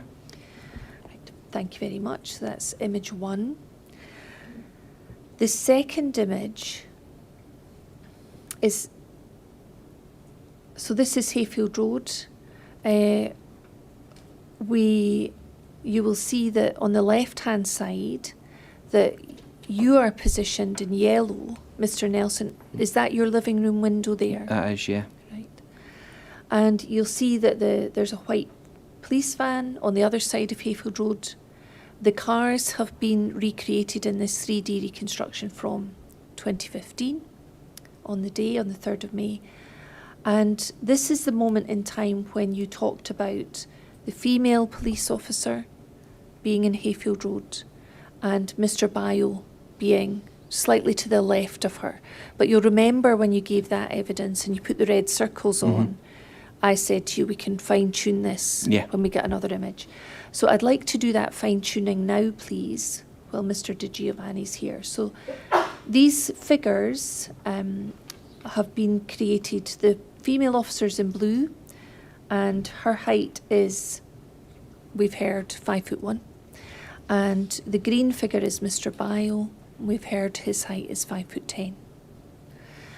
So when you look at Hayfield Road there, we can move around this scene as you wish. When you spoke about Mr. Bio striking the female officer, where was she on the road or on the pavement? And if it can help, we can show a line of sight from you at the living room window. That would help better to see it from a Right. line Well, of sight. let's look at Hayfield Road from your line of sight in your living room window, and you can tell us if it's right. She was facing towards Mr. Bio. Right. Do you recognise that viewpoint? Oh, it's went off the screen there. Sorry. Don't worry, sometimes it's very complicated and it takes a while to load up all the different elements. So facing towards Mr. Bio. Yep. And which direction was Mr. Bio facing? He was facing towards me, so a bit from that angle, if it could be, yeah, that's the right way, yeah. Yeah, okay. And let's go back to your line of sight and see if that looks more... Right. So are you comfortable that this shows your view, your line of sight from your living room window? Yeah. Right. And we can see the dark black car beyond the hedge that you've already told us about. And in terms of the positioning of the female officer, does that look similar to what you could see on the 3rd of May 2015? Or would you like her to be moved? No, I'm quite happy with that. Quite happy with that. And then looking at Mr. Bio, the figure for him, can you tell us, does that look like a reasonable indication of where he was standing and the direction in which he was standing? From that viewpoint, I think he needs to be more in line with the blue figure. So Right. to the Closer right-hand to the side. blue figure? Yeah. In terms of line of sight, maybe not distance-wise, yeah, something like that, but facing slightly more, I don't know how to describe it, twisted round a bit to the left. So I wouldn't say as much as that, probably halfway between the two, if that's Okay. possible.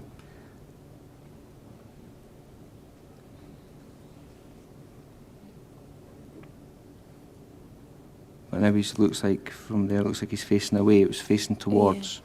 facing towards, yes. So facing towards you, Yeah, I would say it was more, or more in the direction clockwise. of your house. Right. yeah, there or thereabouts, yeah. Let's see. Let's go back to your viewpoint.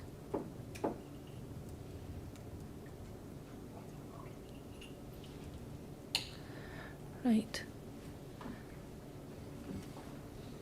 I wonder if it's possible to remove the names for a moment. Is it? Not really. All right. So looking at what we have here, this is indicative of a view from your living room window towards Hayfield Road, beyond the hedge, beyond the car. Is this a reasonable indication of your viewpoint on that day? Yes. Thank you.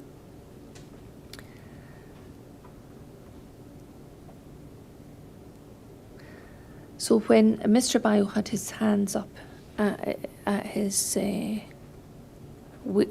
waving his arms, as you suggested, before he struck her, that's something that you could have seen over the hedge? Yeah. Thank you. And I think you indicated that the officer you saw wrestle with Mr. Bio came from the right-hand side as we look at this. Yes. Thanks. And I've asked you about another officer striking Mr. Bio to the head 2 or 3 times, and that's not something you saw? No. All right. No. And then when the officer, the female police officer, fell, was that behind the black car that we can see on this image? Yeah. I couldn't tell you exactly where she fell, but I lost sight because of that dark blue car there, yeah. And when Mr. Bio changed direction, Yeah. was it from this position towards the left? Yes, towards the silver car that's on the... We can see the road top there. of the top of it, yeah, towards above that, the yeah, hedge. yeah. Thank you. Thank you. We'll save that. And then we're going to go back to another new image, image number 8 from brochure 2. And this should be, you'll see an image which bears to be an indication of the view from beside your gate. Now, Yeah. you'll see in the top right of this image, we can see the grey car on the right and the front of the black car. Mm-hmm. And then there's a yellow figure. So that's said to be you at your gate. Does that seem to be a reasonable indication of Yeah, your position?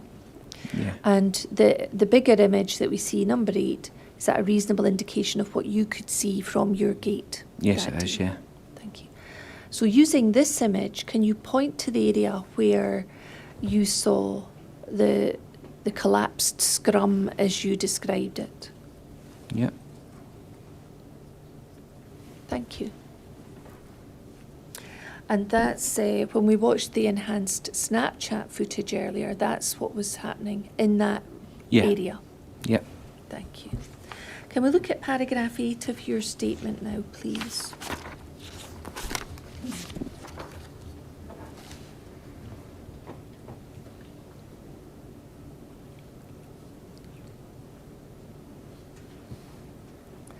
And you said earlier that you'd used the phrase collapsed scrum, and actually do we see this in paragraph 8 of your statement that you said, I couldn't tell whose arms belonged to whose legs because it looked like a collapsed scrum at the rugby.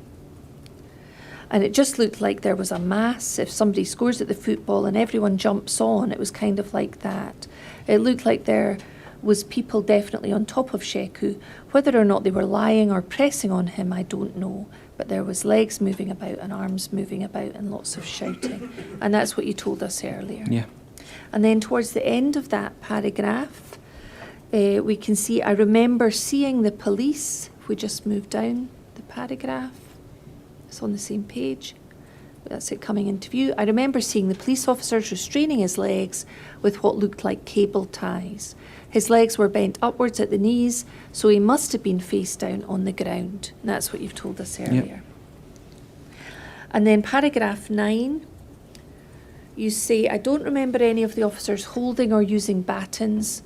I don't remember this at the time Sheku was being restrained or earlier when I saw the CS spray being used. But you did mention the baton, somebody having a baton down at their side. Mm-hmm. So can you explain what you mean when you say, I don't remember any of the officers holding or using batons? I can't remember any batons being swung about. All right. As for looking back on the whole incident now. That's fine. And then you come on to talk about the cable ties on his legs, and I thought, well, he's been restrained now, that's that. They'll put him in a van, away he goes. And I came back into the flat, and that's what you did. And then can we look at the next page, page 6 at the top, and you say there was a chap at the door, and I answered the door, and it was a policeman, quite out of breath, asking me for a glass of water. What happened when the policeman came to the door? He was out of breath. He looked a bit red around the face, and I presumed at that point he was red around the face because it was maybe the spray from earlier, and he asked me for we just asked her I get a drink of water. And what did you do? I got him a pint of water. I found the biggest glass that was in the cupboard and filled it to the brim with water. And then you say in your statement there that he swirled it around his mouth and spat it out in the garden and Yeah. gave you the glass back. Yeah. And you then said, I looked back across at what was going on, and I'm sure the ambulance was there at that point. So that was a little bit of time after. Yeah. I don't know how long it was, but it wasn't a huge amount of time. Yeah. And that was, could you see a lot of officers in Hayfield Road at that time? There seemed to be a lot more, and I also noticed there were some people there that weren't in uniform as well. Right. We may hear that CID plainclothes officers were there. And did you see a number of police cars in the street at that stage? It seemed, there was cars everywhere, just abandoned. I don't know, they were obviously not abandoned, they were there to block other cars getting in the street, I would imagine, but it looked like they were just abandoned cars, yeah. Police cars? Yeah. And that was from your front door at that stage? Yes. Yeah. Then, can I ask you to look at your PERC statement, please, which was the statement given to PERC on the 5th of May. I mentioned this to you earlier, and you were asked about this in paragraph 10 of your inquiry statement. And it said, my statement reads, I saw the police van park just to the right of my house, on the opposite side of the street just before the bus stop. I'll just read this. And I then saw a male police officer dressed in police uniform with an HV yellow jacket vest on. He was white-skinned, and I would describe him as tall and cuddly. I could see that he contained an extended black baton in his right hand. If I said that at the time, that's what I must have seen. And then you talk about it. So you talk about that officer having a baton in his right hand. Do you remember that now? I remember there's, as I say, there been batons, but not, I can't remember them getting, as I'm sitting here just now, getting swung about and used. And again, at the moment, I couldn't tell you if it was left or right hand with 100% accuracy. Okay. If there's any difference between your original PERC statement taken on the 5th of May 2015 and your inquiry statement, what version should the chair prefer? The one that was done on the Tuesday after the incident. Was your memory fresher then?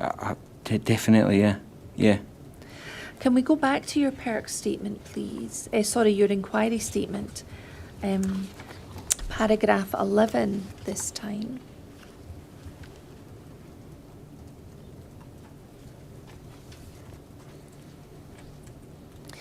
And you were asked about saying in your statement in May to PERC 2015, I remember being aware of at least a further 2 police-marked vehicles approaching from my left and at least one from my right. I remember noting that the male suddenly appeared to realise that the police officer was talking to him, and he turned and started shouting back again. I didn't know what was said. I then saw him using one of his hands, I'm not sure which, to gesture with his finger to the police officer, as in, and if we can go up, give him the finger, the gesture implying to me that he was telling him to fuck off. As this was happening, I became aware of a second male police officer appear from the side of the police van. He was also dressed in uniform, wearing a yellow HV. He was about 6 foot in height, mid-30s, with an average build. He stood to the right of the female, who was then in the middle of the 2 male officers. Again, I don't remember this now. It fits in with what I remember. So, do you remember a male officer standing near to the female officer? Not vividly, no. I knew there was other people about, there was other officers about, but not, I would say, close. And you see, there are certain things I can remember very clearly. Other details on the periphery have faded. Also, my memory was of everything happening and escalating very quickly. I remember other police vehicles and more police officers being there, but it's hard to remember the order of when they arrived now. However, I accept that if I said that at the time, then it would be true. So when you spoke to PERC on the 5th of May 2015, you were trying your best to tell them the truth. Yes. Thank you. And then paragraph 12, I think we've already looked at in some detail. And then I'd like to go on to paragraph 13. And you say, I'm told that my statement, that's your perk statement, continues, I exited my house via the front door and stood looking over my gate. In this time, the black male now appeared to be face down on the pavement to the left of my house, on my side of the street. I could no longer get a clear view of this male. There appeared to be 5 or 6 male police officers attempting to restrain him. All of these officers were dressed in uniform wearing yellow HV. Now, I think earlier, before the break, you said you thought it might have been 3 or 4. Mm-hmm. Here you seem to be saying 5 or 6. It was hard to tell. We just... Yeah. With the angle and everything else that was going on.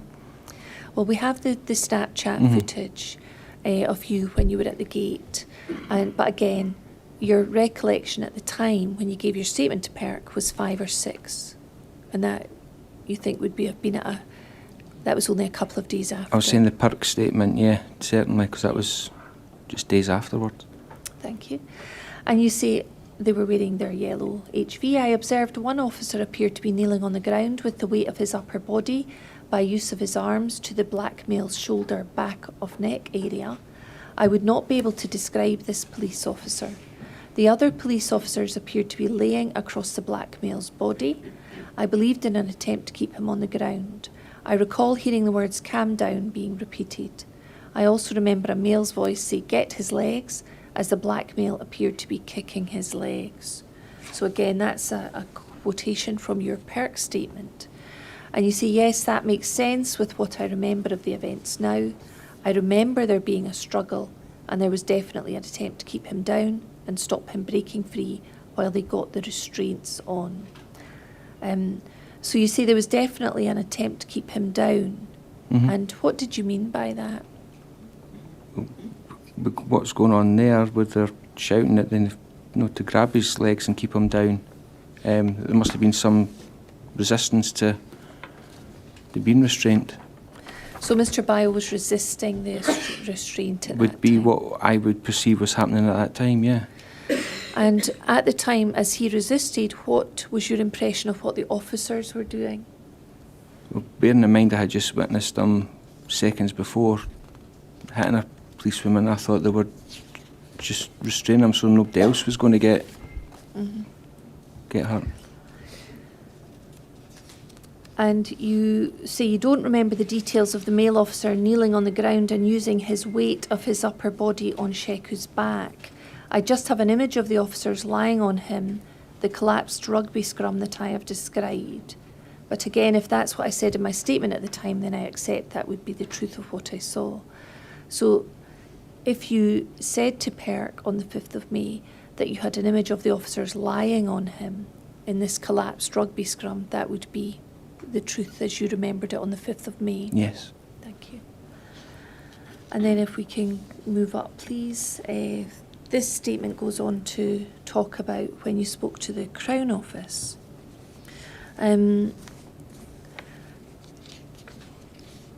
Before we look at that, can I ask you to look at your PERC statement, again, 19, and page 3, please.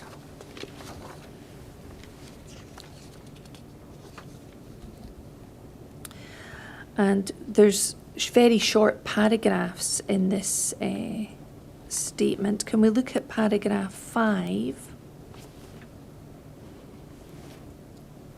It says the black male then stepped forwards towards the female officer and appeared to lunge at her with his left fist towards her face, head area. I believe he struck at her with his closed fists at least 3 times. I heard her scream out, so I cannot be positive, but I believe that at least one of these fists struck her. At this point, I decided to go into the front garden to have a closer look, and you then talk about going on to the gate. So again, your description in your PERC statement on the 5th of May was that he stepped forwards towards the female officer and appeared to lunge at her with his left fist towards her face, head area, at least 3 times. Now there you seem to suggest that the male was stepping forwards towards her and lunged at her rather than moving. When he changed direction from coming off the path towards, just step off the path and then coming towards her, yeah. All right. Thank you. And then... Just before you read that, I wonder if I could ask a question to clarify the position here. You gave evidence earlier on that before you left the window to go into the garden, you saw the male officer tackling or giving a bear hug to Mr. Bio. And then you said you went into the garden. Now, looking at this page of your perk statement on the 5th of May, you say that you saw him lunging at the female police officer and striking her. And then you say, at this point, I decided to go into the front garden to have a closer look. Now, you didn't in your perk statement describe the intervention of the male police officer at that point, and I'm just wondering why that was. Going back over 7 years, I couldn't say, but that's how I remember it as I'm sitting here just now.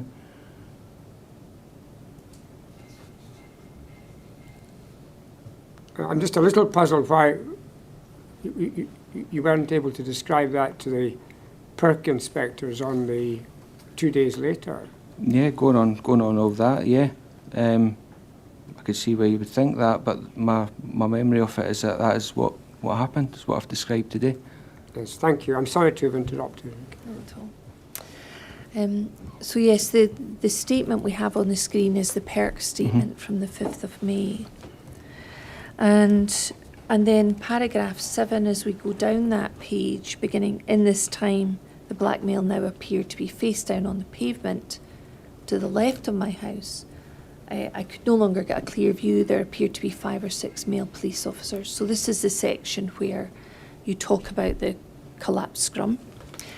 And then towards the latter half of that, you say the other police officers appeared to be laying across the black male's body, I believed in an attempt to keep him on the ground. I recall hearing the words "calm down" being repeated. I also remember a male voice saying "get his legs." As the black male appeared to be kicking his legs, I then observed a male police officer holding what I can only describe as black cable ties. And that's what you described earlier today. Yep. Right. Thank you. Right, I'd like to go back to your inquiry statement, please, paragraph 14. And we were going to just come on to that. This is, you went and spoke to someone in the Crown Office on the 6th of October 2016, so that would have been the year after these events in Hayfield Road. And you gave we would call it a precognition to them, like you spoke to someone in the fiscal service. Yep. And I think paragraph 14, you've talked about some of the things that you said in relation to Mr. Bio to the Crown Office. And then at paragraph 15, you say in your statement to the inquiry, I can confirm that the statements I gave to PERC and to Crown Office were true and accurate. The first statement I gave to PERC, I remember having the opportunity to read it over a few times. I'm unsure whether I read over the other statements. My memory of the events were definitely clearer at the time that PERC took the statement from me.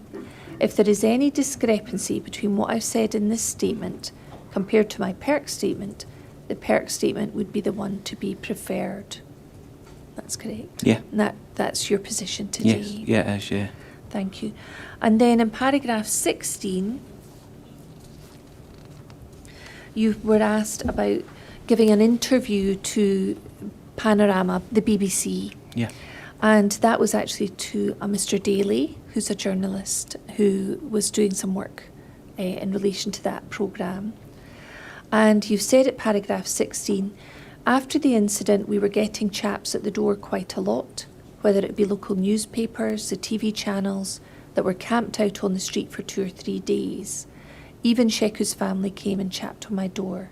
Then one day I was at work, and I think it was, and the name's blanked out, for Panorama that came. I just ignored it. Then I stopped buying newspapers round about the time it happened, because that was when my work went into administration as well. Between what happened on Hayfield Road and what happened at my work, none of what was reported seemed to be true, so I just stopped reading anything about it. People were saying that Sheku was stamping on a policewoman and everything. I thought, no, he hit her, but he didn't stamp on her. That's not right if that's what people are thinking. I tried to block it out pretty much, just wanted to kid on it never happened. I ignored it for a few years until there was a documentary about George Floyd. And then when blank got in touch again, I told them that I didn't agree with what I'd heard about the stamping. And then this person asked me to do the interview, and I said no 3 or 4 times. But I said would meet up with and just talk to but not be filmed, and then when came out managed to persuade me to do a bit in front of the camera. And you will then come on to paragraph 17, but I'd like to ask you about this Panorama interview. Mm-hmm. First of all, were you given any benefits or incentives to do this interview? None at all, no. And why did you decide to do this Panorama interview? Just as I described there, that you were hearing all the different stories about he done this, he done that, and that just didn't happen, so I wanted just to get my thoughts across on it. I had seen what I'd seen, and I thought people have got to know. And where were you getting this information about what people were saying? It was coming from everywhere, really. There was stuff online. When I was buying newspapers, there was stuff in there. There was people that knew where I lived, obviously, was asking me about it. People at my work at the time were asking me about it. It was like Chinese whispers. Things were getting exaggerated, and I just didn't think it was fair. Right. And so you did the Panorama interview, and can we look at paragraph 17? I'm asked about the part of the Panorama interview I spoke of Sheku punching the female police officer and that there was no further contact, that I didn't see Sheku stamping on the female police officer. I described Sheku as running off after the punch, and that was it. There was no more attack on her at all. That is correct, and that's what I've said in my statement today. And is that what you've told us today? Yeah. I'm 100% sure that he made his way away from the female police officer. So no, I can't see how he could have stamped on her. I don't think it's possible that Sheku could have stamped on the female police officer in the 15 seconds that I was walking from the window to my gate. And I don't think it's possible because of the way they were moving and the police officer grabbing him. I can't see Sheku having time to go back, stamp on the officer, and then get back to where he was on the ground with the police officers on top of him within 15 seconds. I don't think that's possible at all. And does that remain your position today? Yeah. So you just don't think that's possible, that he stamped on the female police officer? No. When did you first become aware that people were suggesting, either in the media or in the local area, people you knew, that Mr. Bayo had stamped on a female officer? The stamping didn't come up for a while afterwards. It was mainly the stories that I was getting told was that he was going about with a large knife, and some people were even saying it was a machete, which I didn't see a knife at all that morning. It was the first I'd heard of that. The stamp, I can't be 100% sure if I had read it somewhere whilst I was still buying newspapers or online. I also seen another documentary, don't think it was Panorama though, it was Disclosure perhaps, where it was made reference to in that, about a stamp. Right. And I remember actually turning to my wife, watching that and going, nah, there wasn't a stamp. Do you remember when that disclosure programme came out? How long after the events? I can't be 100% sure, to be honest. Okay. And how long after that programme did you speak to the person from the BBC? It must have been a couple of years, because it was after it all surfaced again, after it all dying down, surfaced again after the George Floyd thing, so it must have been about 2 years ago. Right. 2 years ago from now? Round about now. It So couldn't have been too far. we're talking about 2020? 2020, yeah, it was, the whole pandemic thing was happening, yeah. Right. And you say in your statement that you initially declined to do an interview with Panorama. What made you say yes? I just had time to think about it, go over it myself, and I decided that I put myself in Mr. Byles' position. If it was me or my brother, I would want somebody to do what I done. Right. Can we look at paragraphs 18 and then 19 of your inquiry statement? And you were asked about the fact that in the interview, the Panorama thing, I don't make any mention of leaving my viewpoint at the window to go outside, and whether this was something that I was asked about in the interview. And you say I was asked quite a lot of questions compared to what was included in the TV programme. They had a copy of my statement and went through my statement line by line and asked me about it. So I'm sure this would have come up, as it would be in my statement. I don't have a copy of my statement. I wasn't given a copy by PERC. I don't know how the interviewer got my statement. I asked about this and just said people have got things, pretty much glossed over it. And I can confirm that I wasn't paid for my interview. I never asked for money, and it wasn't offered to me to take part. So there's no suggestion that you gave your statement to the BBC. I didn't have my No, do you mean my PERC statement? Yeah. No, no. You'd never had your statement. No. And That's what made me intrigued to ask how they'd got how it. someone else has it. Thank you. And then paragraph 19, the newspapers have my statement. I know this because I got a quite aggressive voicemail from a reporter who was obviously quoting a line out of the statement. It was Douglas Walker at The Sun on the 21st of January 2021. And he was quite aggressive, asking me why, when the police officer was knocked down and I left the house for 15 to 20 seconds to go outside, why didn't I say this? This is a key part of the story, and could I call him back? And then he said, you know, you'll have to go to court and give evidence on oath. I felt harassed, so I didn't phone him back. I do remember seeing something in The Sun shortly afterwards. I was aware they were going to print something because I phoned Mark Daly at the BBC shortly after receiving the voicemail. Mark Daly said if I received any calls to contact him, and if I needed any help, they had a legal team there if I was threatened with anything. So I made a call to him, and he just basically said, leave it with me, I'll let you know what I find out. You've said that you've described Mr. Walker's voicemail as quite aggressive, and you say that you felt harassed. Mm-hmm. Could you tell us how you were feeling at that time? I just had a voice. I'd been at work, had a voicemail on my call. It started off quite friendly, introduced himself on the call, and then I took it as if the tone changed, was being a bit accusing of why I didn't make point of leaving the viewpoint to go to the gate. And he quoted it in such a way that it was like he was reading from something which I presumed was my statement, which wasn't a surprise, because if one person's got it, lots of other people are going to have it. I just took it as quite aggressive or kind of an accusing tone that it had, and at that point I thought, well, I'm not phoning that guy back. So this was a voicemail? It was a voicemail, yeah. Right.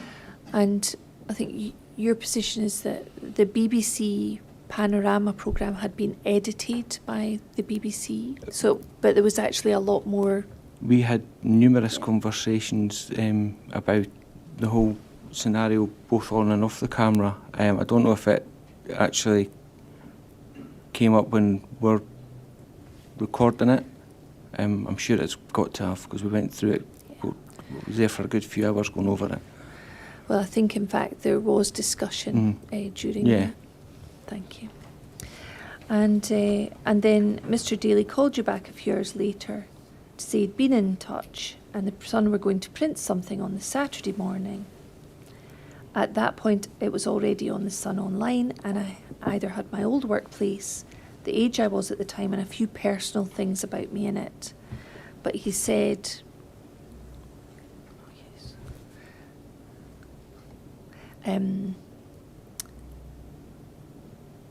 he said, thank you. The hard copy I have isn't redacted, so I'm being reminded to read out from the screen. But it said that article online had been edited there, and then to remove some of these details, and the edited story would appear the next day. Pretty much the same story that was online in the next day, and it was. I knew it was going out. I went and bought the paper to see what they were saying. It was on about page 14 or 15, quarter of the page, pretty much what had been online. And they'd removed some of the personal details about you. And the way I read the article, they said I had omitted from the Panorama interview about me leaving, and that I have to stand up on oath and say this, which isn't true because it was talked about in the Panorama interview, but it was edited such that it wasn't included in the PAM programme, but it was discussed with them. And that's your recollection? Yeah. That it was discussed, but it had been edited by the BBC. Mm-hmm. Thank you. Right, I'd like to move on to paragraph 20, please. And you were asked about the statement you gave to PERC in May 2015, and speaking to Crown Office in October 2016, I'm told that neither of these statements mention that I saw Sheku move away or run away from the female police officer. As I say, it was a moving scene I was watching. The officer were moving away. Sheku was moving towards them. It seems to me he was trying to get past them, and she swung at the female officer. I think that's maybe should be a he. As he was going past. So they were moving already, if that makes sense. It's not as if he stopped to swing at her and then ran away. He was running and swinging at the same time, moving across the road. I don't remember ever being asked by PERC or the Crown about Sheku stamping on anyone. And tell us a little bit about what you were meaning when you put this in your statement. Going back, so it was moving quite a lot on the screen there, so I was trying to keep up with what you were saying on the paragraph there. Yes. The bit was where's it got? We can maybe because I was bring it I down. found everyone saying I was watching it. It was all happening so quick. It's really I can't find the word that describes how quickly everything was happening, and that the angle had changed and coming towards me. As I say, it just happened so quick. He was just swinging of the arms, and then by the time we went down and away, it was just like a blink of an eye. Okay, thank you. And you don't remember ever being asked by PERC or the Crown about Sheku stamping on anyone? I can't remember that, no. Right. In fairness to PERC, the officers who spoke to the stamping on the female officer didn't give statements to PERC until the 4th of June. So you had given your statement to PERC on the 5th of May. Yeah. All right.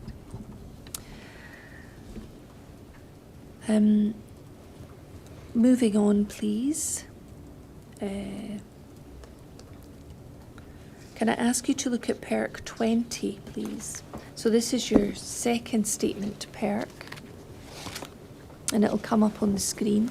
And you'll see this one is dated the 26th of August 2015, 1835, taken at your home address with 2 investigators from PERC. And in this statement, you talk about being visited on the 24th of August. So can we look at page 2 of this statement, please? Paragraph 2. And you're asked just after 1800 hours on Monday the 24th of August 2015, I was at home. At this time was out... I remember hearing the sound of the doorbell ringing. As I answered the door, I observed a man I would describe as black, reasonably built, just under 6 foot in height. I noticed he had what I could see as facial stubble. I did not notice any glasses. He was wearing a hat. I would describe it as a bonnet. It was like a knitted baseball cap and either dark blue or black in colour. He had a bulky, khaki-coloured jacket on and, I believe, a pair of jeans. The colour I do not remember. I recognised this man from having previously been present on Hayfield Road. I cannot remember exactly where. I had, however, never had any interaction with this man before. My initial thought this man was a friend or relative of Sheku Bayo. I thought this, as he had previously told me that a black man had been at the door of our neighbour, Ashley Wise, who lives upstairs. And he was then moving on to paragraph 3. He was carrying what appeared to be a pile of a couple of inch leaflets in his hands. I remember that he offered me his right hand to shake and introduced himself. I cannot remember what he said his name was. I did not offer my name in turn. However, I did shake his hand. He appeared calm and friendly, and at no point did I feel intimidated by this man. And I remember him telling me he was the brother of Sheku Bayo. And so you've said specifically there, at no point did you feel intimidated by this man. How did you feel when he came to the door? I was surprised because things had started to, or had calmed down by that point, so I was surprised. My exact feelings, probably a little bit of confusion why chapping on the door now, perhaps. Mm-hmm. But at that time, I didn't. Again, it was a good few years ago. I don't know the exact feelings that were going through my mind at that precise moment. Yeah. Can you tell us why Perk came back to speak to you on this occasion? I think we had, during my statement with Perk, they had made a point of saying you were not to, try not to speak to anyone about it. So I never even mentioned anything to Ashley if I had seen her out in the garden or what have you. That's Ashley Wise. Ashley Wise, yeah. So I never raised it with her at all. So when somebody came and was asking questions, I thought you had to let people know that someone was asking about. So I think the guys at Perk had already knew that Ashley had a few chaps on the door. So I think I just contacted them. I think they'd left me a card or an email address or a phone number, I can't remember how. I'd contacted them to say, we're getting chaps on the door again. Right. And so they came to speak to you about the chap on the door. Mm-hmm. But there's nothing in this statement about the actual events on the 3rd of May. Right. Did they on this occasion ask you about the stamping or any of the... Not that I recall, no. No.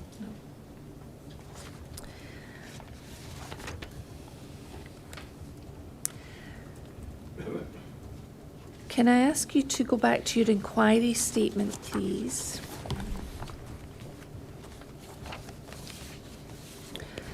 Paragraph 24.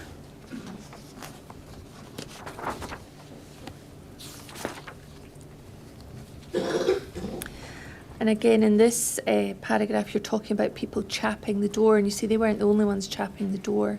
Every time the door chapped, we wondered who it would be. Sometimes we just never answered it. And you mentioned Panorama.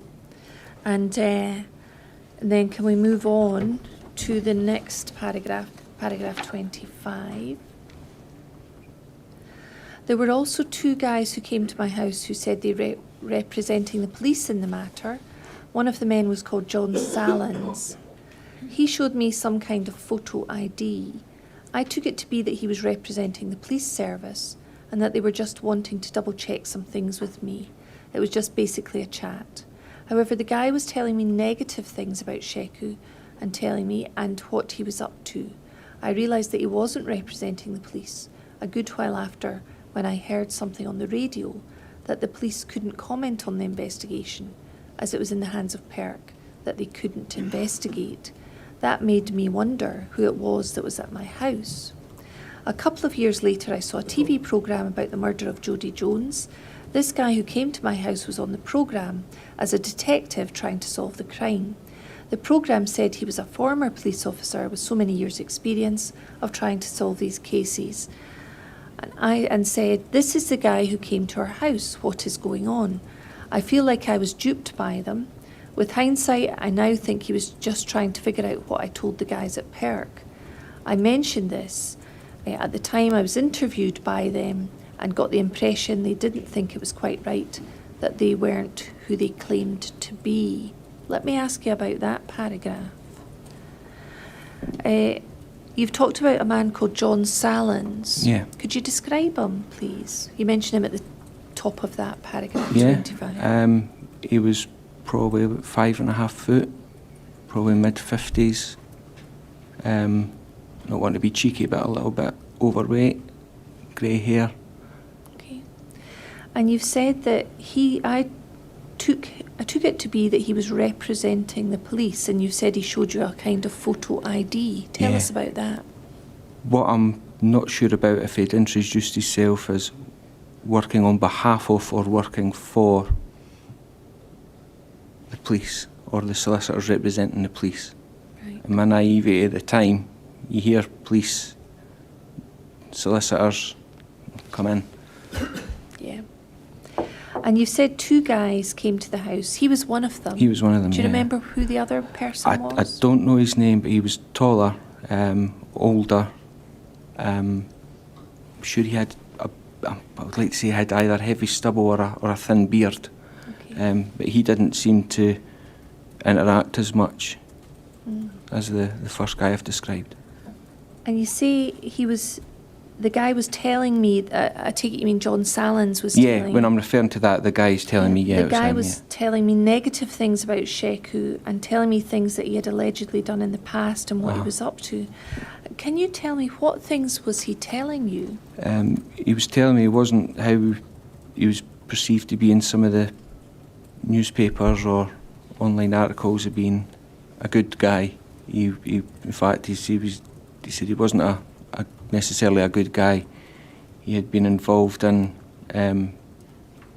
pretty much described him as like a heavy for a local gangster type chap that had been in the news round about that time as well, maybe a couple of years before, that he worked for him to sort out, I don't know the exact wordings, but it was to sort out issues or to help him out with issues. You've said in your statement he was wanting to double check some things with me. It was just basically a chat. Mm-hmm. Did he explain why he was saying those things about Mr. Bio? He didn't explain, and to be honest, it didn't trigger to me to ask. Mm-hmm. And when you mentioned the word gangster and heavy, do you remember the area that he was talking about? Was it Kirkcaldy? He made a reference to the guy locally, so Kirkcaldy and the surrounding areas. There was an incident, and I remembered it at the time, where there was I believe there was some kind of shooting up in Glenrothes. Right. And that he was involved, not in that, but with the chap who was involved in that. Uh-huh. And did he explain why he was telling you those things? Again, no. And again, I never challenged him on it either. What was your impression when he told you these things about Mr. Bio? I didn't know Mr. Bio at all, so I didn't know if he was good, bad or indifferent. So I've got, at that time when there was people telling you he was a great guy, and then I've got guys like him telling you he wasn't, and I'm just like, well, I didn't know him, so Yeah. I tried to just ignore everything, not just the bad things, but ignore everything, because I never knew the guy. And how long were they in your house?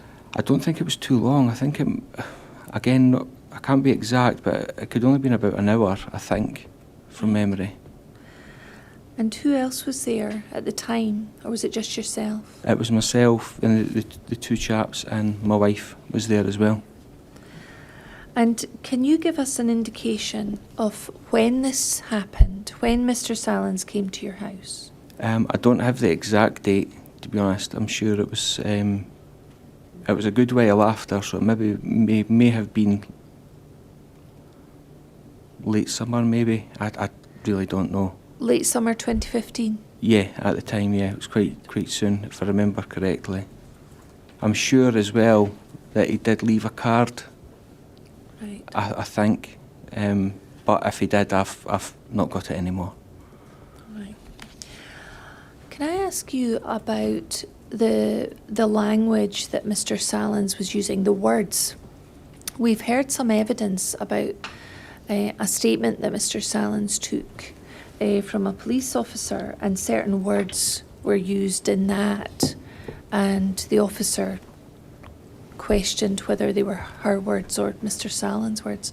When he was describing Mr. Bio to you and giving you the information, the negative information, what sort of words was he using? What sort of language? Did anything strike you at the time? No, nothing that's left a lasting memory. Words that was used. Really, it was just the things that he was saying, like he was a gangster's heavy type of thing. Pretty much, it felt to me like he was sprinkling seeds into me to not poison my mind, but to try get me thinking, he wasn't as nice as you maybe think he was. Is my lasting impression of it anyway. Was there any discussion or mention of Mr. Bio's race? No, not that I could recall, no. Could you just give me a moment, please? Of course.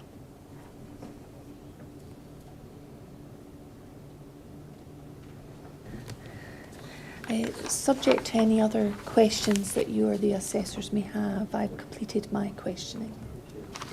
Are there any Rule 9 applications at this stage? Just Ms. Mitchell. Now I wonder if Mr. Nelson, you're going to go back to the witness room while I hear a submission from counsel. So okay. Just head through, yeah. Somebody. Oh yeah, somebody will take you out there.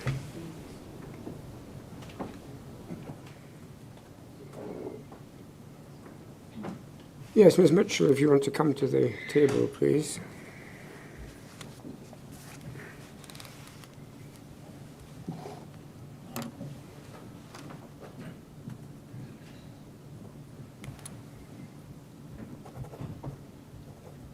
Yes. Thank you. The first issue that I would simply wish the witness to explore in a little more detail is his interaction, well, I suppose interaction is not the word, his view of Mr. Bio when he saw him. Clearly it was critically important what view was formed by the police officers when they arrived on the scene and how they interacted with Mr. Bio. We know that when he was spoken to by Neil Morgan, the inquiry has already heard, the last person to speak to Mr. Bio before his interaction with the police was calm, and Mr. Bio similarly responded to them in a calm way. And it was also clear to Mr. Morgan that there was something not quite right with Mr. Bio when he was speaking to him. Obviously that's paraphrasing. It's clear from the statements which have been given by this witness that his initial reaction was that something wasn't right with Mr. Bio. It said in his statement taken in October 2016, it was like he could not tell the police were there. He also says in his inquiry statement, although he did not register the police were in front of him to begin with, and later he said he suddenly appeared to realise. And what I would think might be helpful to the inquiry is to explore in a little more detail what it was that made the witness think this. Was it body language? Was it his movement? Because this is an untrained witness who appears to realise that there is at least some communication problem with Mr. Bio, that he wasn't registering that they were there. And therefore, I would like that to be explored in some more detail. The next issue is in relation to shouting. The inquiry has heard this witness describe the events where police officers are on top of Mr. Bio like it was a scrum, or football, if someone scores at football and everyone jumps on, and he describes at that point shouting. Now, the inquiry may come to hear that the appropriate way to deal with someone in restraint, particularly if there are a number of people involved, is that the people who are involved in the restraint remain silent, and there's one person at the head of the person being restrained who keeps a dialogue, if they can, up with that person in order to explain to them what's going on and to calm them and to reassure them. What I would like to explore in greater detail with the witness was, how long did the shouting go on for? Was it for the whole time that he was restrained? Was the shouting still going on while he was getting the fast straps put on? That seems likely because of one of the things which you remember saying, get his legs. And did the shouting continue after the straps were applied? So it's really to explore for how long that was going on.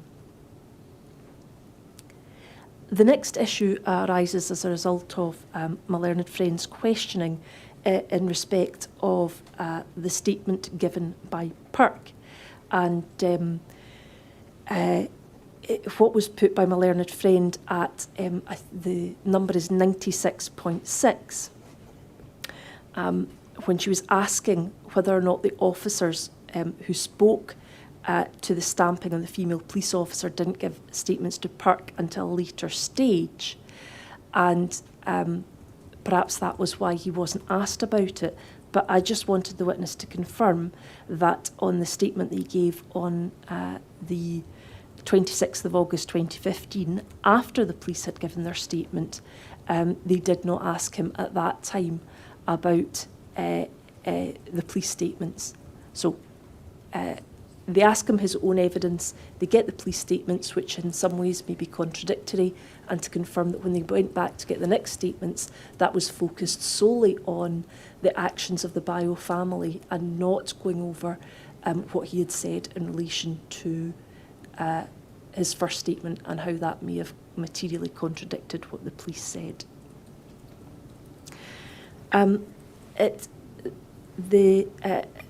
The next issue is the use of the word duped. My learned friend read that out when he is speaking of someone from what turned out to be the Scottish Police Federation coming to his home.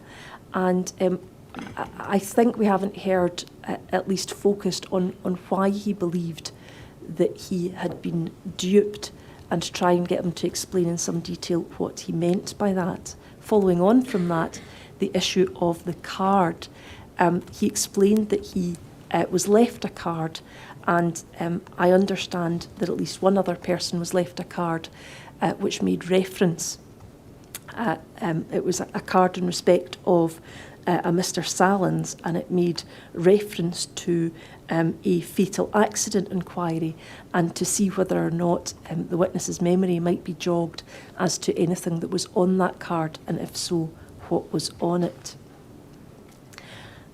Finally, in relation to the issue of media, at paragraph 26 of his inquiry statement, the witness says that he was spooked, and he was talking in relation to media intrusion, and particular where his telephone number had been obtained from.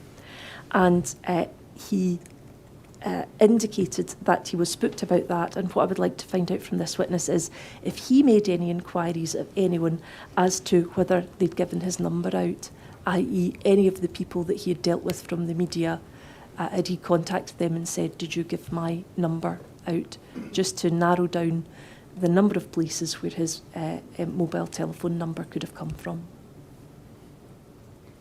And those are the issues. Thank you. Well, there are a number of issues there, so I'll consider them over lunch and decide whether I'll allow any questioning. I'm obliged.